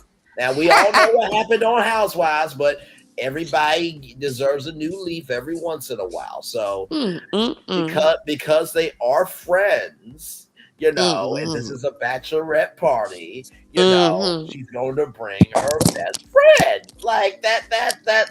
I'm sorry that that's the circumstances, but I mean, you kind of set yourself up for these circumstances. I mean, How? Okay. How did she set herself up for her new soon-to-be husband's ex-wife to show up at her damn bachelorette party? well, Come on. not for the fact that she would show up, but you also have to recognize here she engaged in energy with a man who is known as a reality TV star, who has had an ex-wife. And Okay, so so, what? and because hang on, because of the group dynamics of everybody knowing each other and Phaedra knows Squad, Right. may have to be prepared that that could have happened. Now, I'm not saying that. Ugh, Um, Now, I'm not saying that that is right at all because I don't think that should have happened, but it happened. I don't So think it's right, bro. I I, think I, that was so wrong. I'm agreeing with you. I'm just giving the optics of how I we get got it. to where it is. Yeah. I just think that, they put 10 on 20 on tonight's episode, like for real. And a lot of stuff was so exacerbated, and it could have just been a real nice lead up to shenanigans, but they started shenanigans immediately. Well, I mean, And listen, mhm. no, I was just saying I'm agreeing with you, but they also had work to do, so it's kind of like we got to But do honey, they got a whole season. This is just episode 2. You yeah. ain't gotta put everything. Listen, honey, sometimes your car need to be full, right? But you Mhm. only got a few miles to get home. Put in a half a tank or a quarter of a tank so you can get home. You ain't gotta fill it all the way up all the time. You know what I'm No, saying? no, I do agree with that. I definitely do agree with that. But I think also too, we don't know how the season's going to play out. But I have a feeling that that might be the beginning of something bigger later on down the line. I think if they bring Dr. G and Sweet Tea back, this is just my prediction for now. We're only at episode 2. We don't know, Mhm. right? But I feel like if they bring Dr. G and that T girl back, um, and they don't have a better foundation, a firmer foundation, and she don't have some thicker skin, that's gonna be the end of this franchise. I think them two together, along with Phaedra, is gonna tank this show. You think so? Yes. I think Phaedra is enough of her own individual that I think she will be able to do what she needs to do for her. Now, I will say that I think Dr. G and Sweet Tea, they this is their first season together, so they need to figure themselves out Mm-hmm. before coming back. You know what I Yeah. mean? And you do have to have thick skin. We're talking about the mental thick skin, y'all. Oh We already yeah. know we already know that she doesn't have any, as Phaedra so articulately You said. know what? See why But you keep referring to that, sir? I it did not happen in the episode. You are being petty boots tonight. Not me. Yeah. He What? You are being no. super petty boots. Did you pull them all the way up Oh, to your knees? no, I am not being petty. No, Child, where is your cape, honey? Lord help, Lord Super help. petty. Super petty. It's all in good fun, but no, I really do want. But no, I really do want Sweet Tea to make it, and I want Dr. G to make it because they're both human beings. I So have a feeling that it's gonna flip the dynamics. I'm gonna predict Jackie might actually be nice to Sweet Tea this season. I have a feeling that what's the one with the buck teeth? Um, Dr. Lord, Simone. I Lord, think Dr. Simone. I think Quad, obviously. I don't think Toya. I think Heavenly. Those three are gonna turn on Sweet Tea, and they're gonna cause it's gonna cause a divide in the group by the end of this hmm, season. I got a okay. feeling. I really have a really bad feeling about this. Well, we will see what the end is going to be, and listen. I've watched Potomac before. Married to Medicine is my first time, so I'm trying to expand out. You know what I mean? Mm-hmm. And I did talk about this with my GF that Love and Marriage Huntsville. I'm gonna be real with Ooh. y'all. I'm gonna be real with y'all. I Okay. love covering the show, and I hate covering the show. I'm gonna tell you why. Yeah. I love covering the show because I get to meet wonderful people like yourself and my Oh, virtual thanks. travelers and my virtual tour family. No problem. But in the same token, it does take a lot of energy to cover that show in the Yeah. way that it needs to be covered because it takes such a mental capacity. It Hmm. takes such a mental capacity. And I was saying to her that, trust me, when this show is over, I'm gonna be so happy. But that doesn't mean, hang on now, that doesn't mean that I'm not stopping covering the show. Because if you go to my YouTube channel, you will uh, see that I've given away basically every episode right after it's aired off TV. oh At wow. 90, right at 9:01, you get the video clips of what you just seen. So, I do my work and I do it well, but Hmm. also too, I do feel like after this season for Love and Marriage Huntsville, we just all need a mental break from the show. Oh, and you know what's so funny? I say that every season, and as soon as it come back, well, I did participate in the blackout, so I have no idea what happened like last season. I have no idea, Right. but I like where it's at here in this season. Um, and then what was the other show you mentioned? There was Potomac, Real Housewives of Potomac. Potomac. Yeah. I blacked out on Potomac too because the bullying with Wendy was way overboard. Yeah. No, it was Um, absolutely overboard. and the lies. Oh my gosh! And so I tried to watch episode 1, and I was like, yeah, nope, nope, nope, nope, don't care. I just wanted to see Karen's beautiful face, and then I saw her, and then I turned the channel. Like I was good. I want to ask you, Braylon, do you ever Sure. watch Married at First Sight? I used to watch the show in the early days, and then it just became like The Walking Dead. They had so many seasons where I just lost Not out too on it. not too much on The Walking Dead now. Now, listen. I'm not saying that The Walking Dead is not a bad show, but you know how some shows get long in the tooth after a while. Yeah, I, yeah, I feel that Married at First Sight did get long in the tooth, but they have a really good format because you don't have to really switch up much. It's right. just it's the same show, just new characters.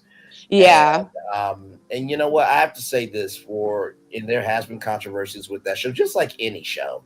But I yeah, will say for everybody who has went on that show, I give them the most immense amount of credit yeah. because you talk about trying to put yourself on Housewives, so you think that's vulnerable.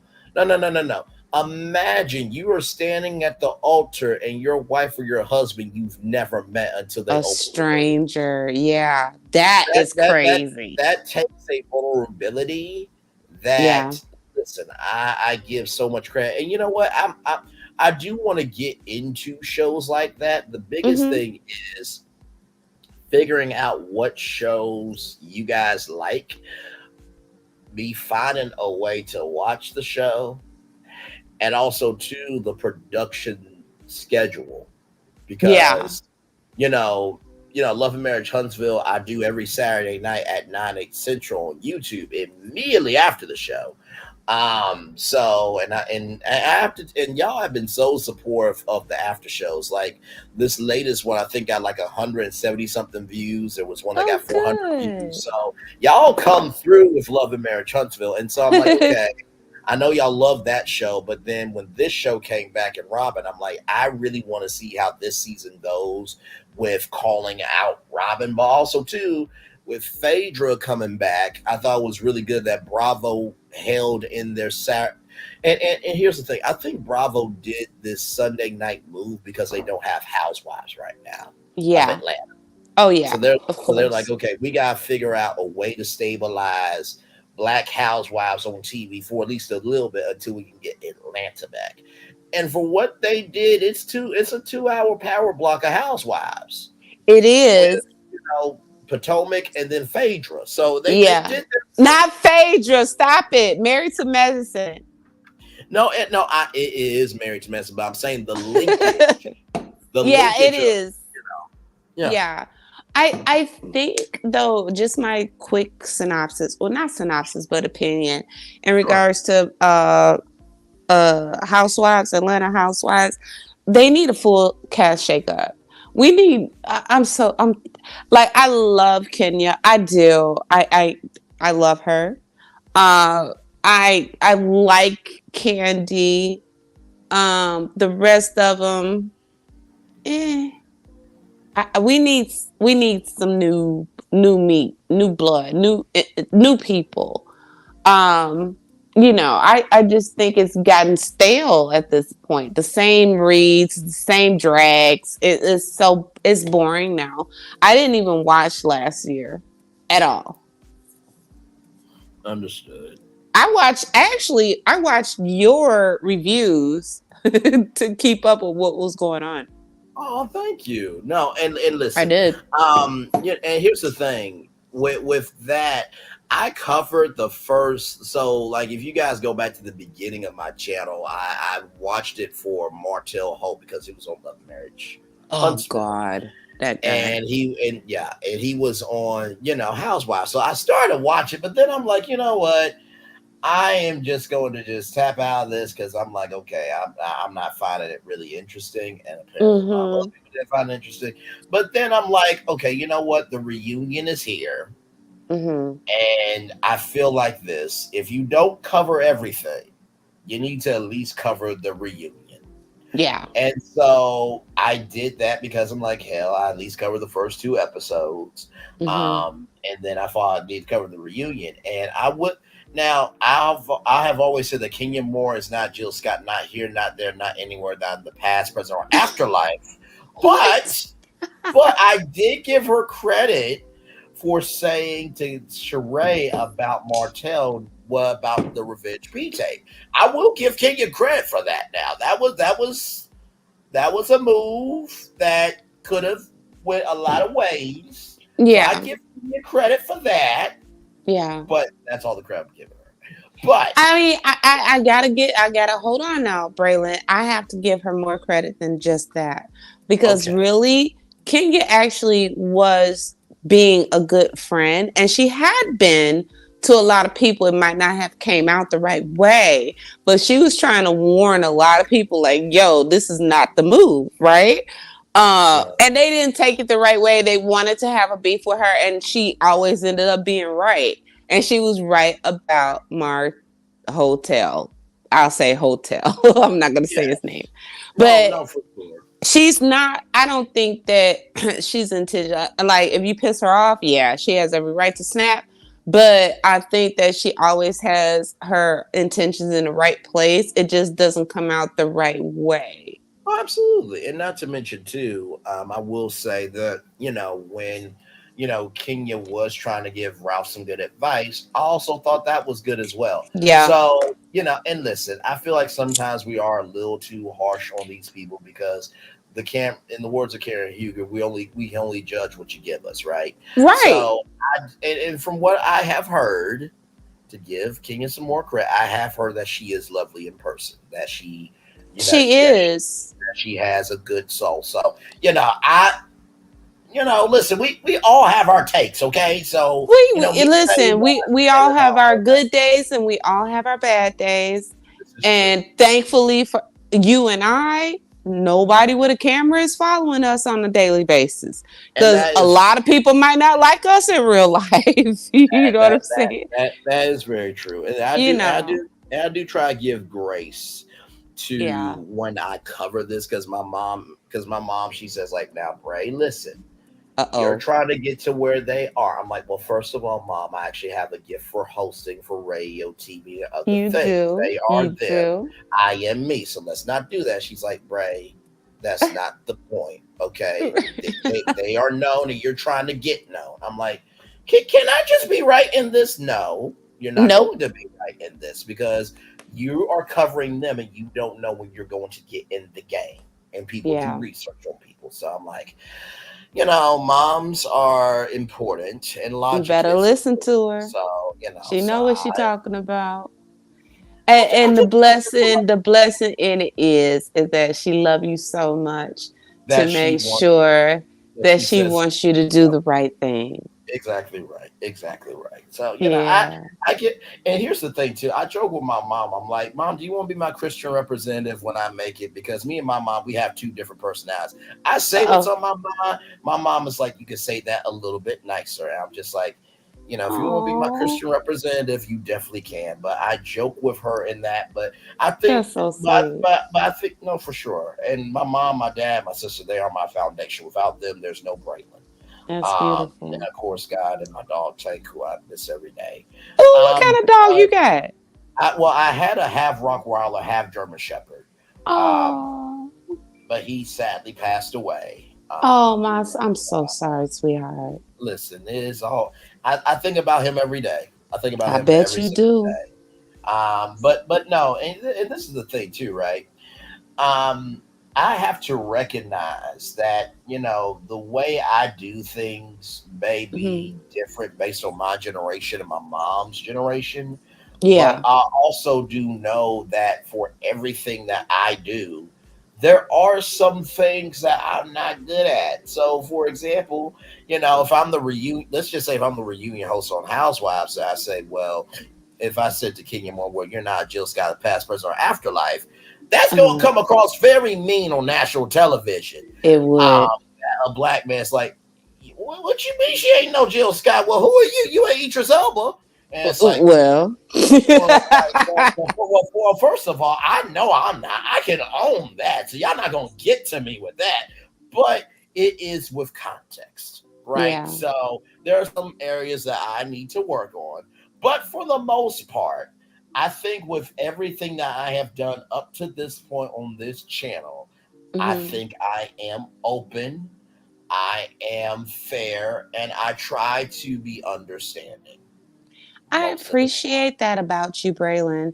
I've listened to a lot of people's reviews, and they might have one character in whatever housewives that they don't like, and they needle that, right? Mm. But you might have a slick diss here and there, but you have a slick diss for everybody. That's it. I'm fair to everybody. I am Right. fair to You're everybody. not just So narrowing in, zeroing in on one person. So that's what attracted me to your channel. I've watched you for a while.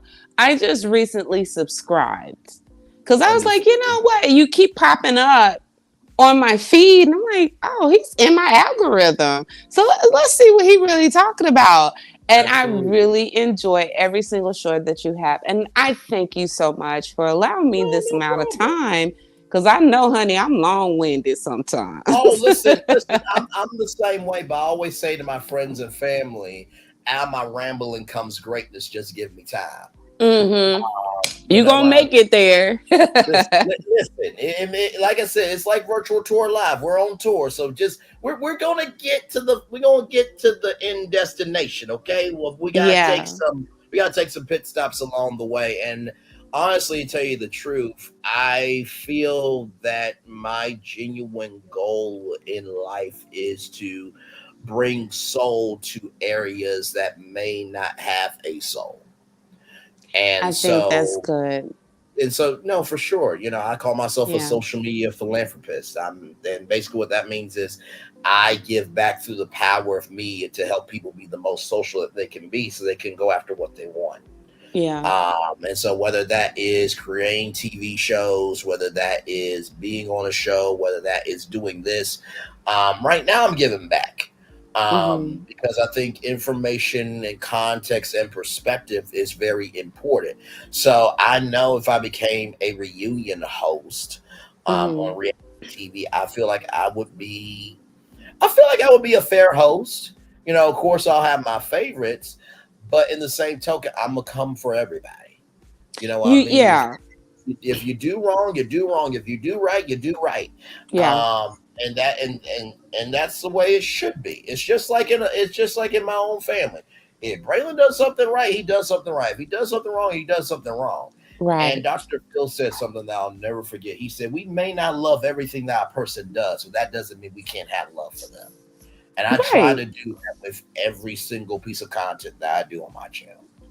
I think that is a beautiful thing, and I hope you stay steadfast in that. And the other thing I wanted to say is it's a beautiful thing to give of yourself, but don't lose yourself in the process of giving. I received that. You understand where I'm coming from? I do. Because I'm not gonna lie, YouTube is a rough place. It is. There is some good things, like you are an escape for me, not only from real life, but from YouTube too. Absolutely. I appreciate that. I do. So I appreciate you for even having a platform to allow people to just give their opinions about a TV show, you Oh, know, absolutely. and not take it so far where it's arguing and cussing and calling each other out their name. Like, we don't have to do that all the time. We don't even have to do it at all. But to have an adult, honest conversation and giggle and laugh and be silly, like, that's Absolutely. okay. I think this is a wonderful space. You've done very well. And I'm very Thank you. happy that I met you, Braylon. Thank And you. I love Same your with name, you. by the way. Thank you very much. And now, you know what? Honestly, to tell you the truth, I remember I was talking with my mom one day, hmm and I was saying to her that I really like Steve Harvey's talk show when he was on in Chicago dealing with everyday people. And I said to hmm my mom, I'm like, Mom, why can't I do a talk show? All I know how to do is talk. I got time, I got energy, I got commitment, I'm ready. And she said, Braylon, you have the gift.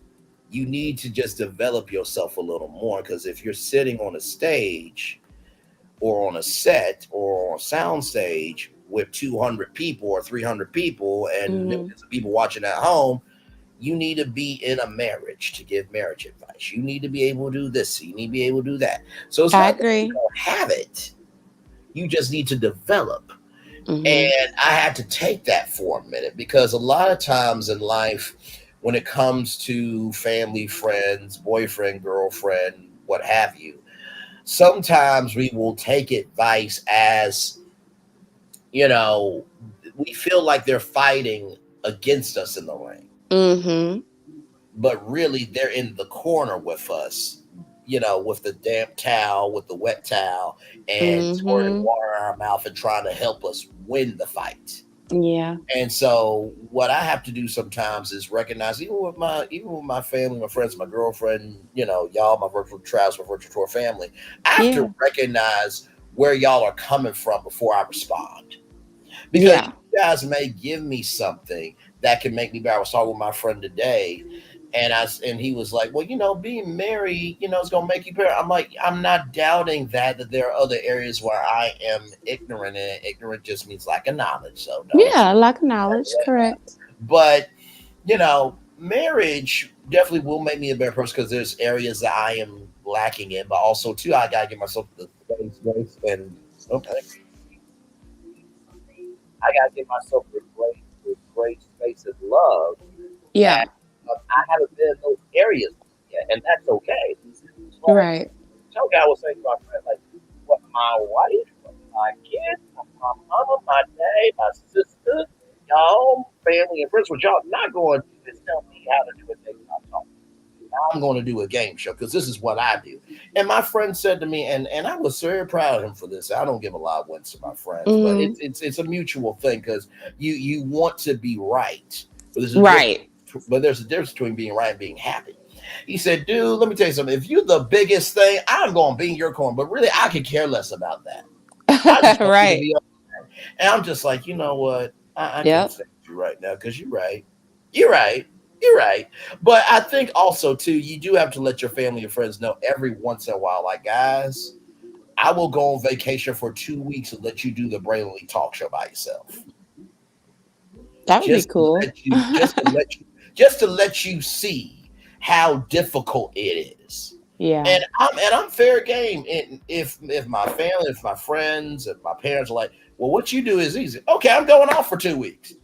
Wait, what? Oh Mm-hmm. yeah, you're gonna do the Brainley Morning Show. You're gonna do the talk show. You're gonna do all my appearances. I'm gonna be on vacation. I'm gonna let y'all do what I do, so y'all can see how rough it is. Now, of course, I'm gonna have things in place, because I ain't coming back broke. Okay, that's what we got. Right. Right. But I'm also gonna let my producers know, hey, these are my family, these are my friends. If you're coming for them, you're coming for me when I get back. So be gracious to them.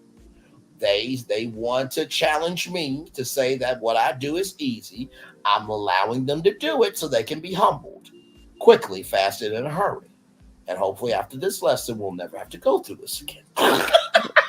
And that's the thing. That's the whole point of life if you really think about it. Yeah. Everything is not just a straight shot. You're gonna jump over hurdles, climb hills, and hit very deep valleys.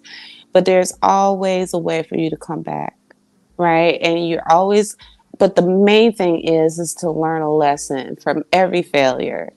And Absolutely. anything that you think is like a diss or they're talking down about it, really try to take heed of what they're really intentionally trying to say. If their intentions are of good and you know that they have good intentions, it might sting a little bit.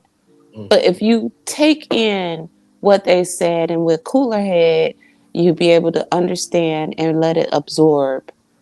And then you're like, oh, I get what you're saying. Maybe not necessarily go about it this way, but I can move a little to the left, Mm-hmm. right? So I get where you're coming from, and I think you have what it takes.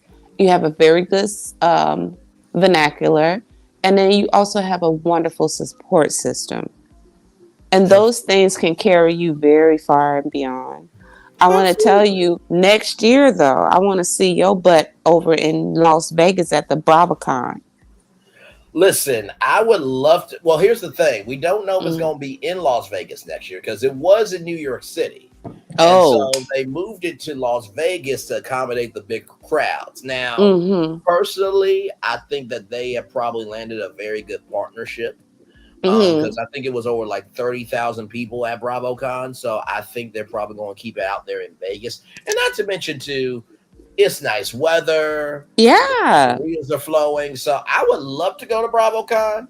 Now of course, I'm a very small YouTuber, so it's not like they're gonna actually like go through the 3 hour live.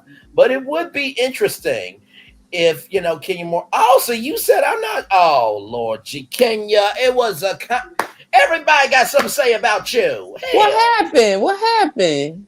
No, I'm just saying if I was at BravoCon and Oh, Kenya I'm like, confirmed. Lord, I ain't No, seen no, no, no, nobody in no, no, no, no, no, no, no. the But comment. no, not in the comment section. But I'm saying because my mom also said something that was important too. She said you don't know who's watching you, right? People Yeah, get that's voted. very true. So Especially on YouTube. exactly. So I might be at BravoCon and Kenya might tap me on my shoulder and be like, "Oh, so you're the one who said I was no diss Yep. guy." I'm like, Kenya, first of all, before you get on to me, you have said a little bit of everything and you disrespected Kim Fields. So I don't really want to hear you say so don't Not get mad Kim. at me.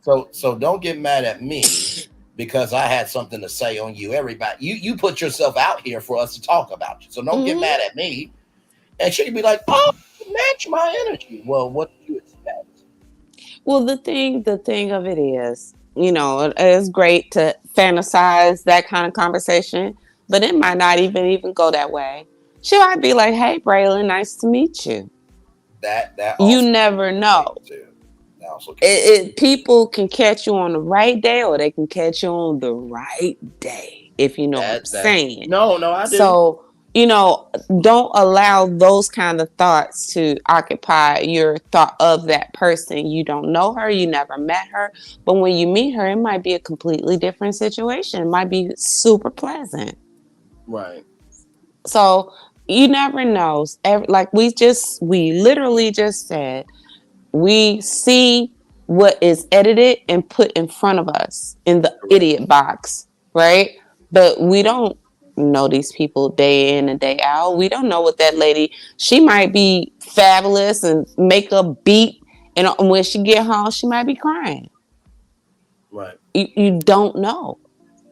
Yeah. So I No, say that's a take very that fair pressure point. off of yourself and take that pressure off of these people we see on TV.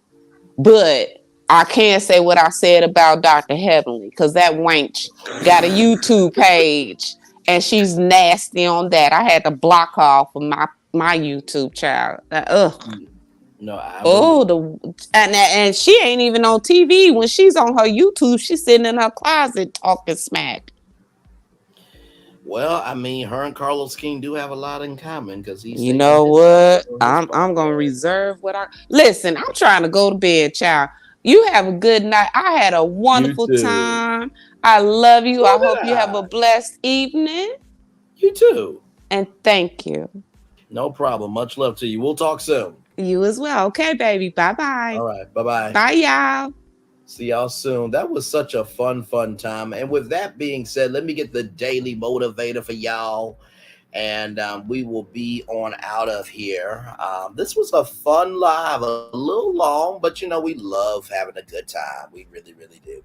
So here we go. Let me see if I can share my screen. And I'm gonna check with StreamYard on my camera because that was very odd. Like I even went to my YouTube, it did have my thumbnail. So we shall see what's going on here. Can I present? Yep, I can still present. Okay. So here it is. Here it is time for the Daily Motivator by Ralph Morrison. The Moment of Change is the Only Poem by Andrew, Adrian Rich for Monday, November 13th, 2023. Active continuing involvement. Celebrate the good things, but don't let your celebration become tinged with arrogance. Enjoy your good fortune without allowing it to make you complacent. Much of the same way you lament the inevitable losses, don't let it fill you with intraceable despair. Accept whatever difficulties may come while at the same time working to move toward more positive results. Momentum is a powerful force, but that doesn't mean that your current trajectory will continue indefinitely. Your active, continuing involvement has great power too. So, whatever yesterday looked like, make your actions today purposeful, positive, and productive. Whether your recent results have been favorable or not, there's something to be learned from them and your useful responses you can choose. What matters more than where you've been is what you do today. Let the past inform and inspire you without letting it immobilize or confine you. Your choices here, your choices now, regardless of what has happened before. Make it a choice that propels your life in the direction you most want it to go. Ralph Morrison. What a great daily motivator. Active and continuing involvement. I have to say that, you know, active and continuing involvement is a process. You're not going to get everything right on every single day. When I first got started on YouTube, I didn't know what I was doing, to be honest with you. I did. Um, but as I kept going with my active continuing involvement, I have evolved into having a YouTube channel where right now I'm at 1,360 some of the subscribers, which is amazing. And I just hit 60,000 total views.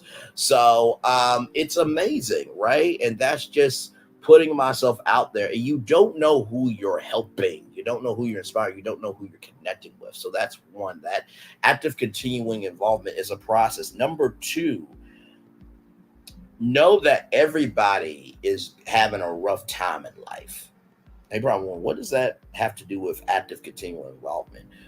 The reason why I say that, the reason why I say that is because active continual involvement, even though life can be positive, it can also be negative. So just remember, you're not alone in going through something rough in the world. And finally, at the end of the day, for everything that can be bad, there's also good. For everything bad, there can also be good. And I have to remind myself that because there are days where I don't want to wake up. I don't. But then I realized I got a mom, I got a dad, I got a sister, I got a brother, I have an amazing girlfriend that loves me very much. Um, I have, my friends that care about me. I have you guys, my virtual tribes, my virtual tour family. And it is such a blessing to be able to wake up in the morning. And like I said before, Steve Harvey said something I'll never forget. He said, if you say you're not a morning person, that's one of the dumbest things to say because in order to get to your family, your friends, your partner, your business, the blessings of what today brings, you have to wake up to get to it. So with that being said, it is time for the best outro on YouTube, if I do say so myself.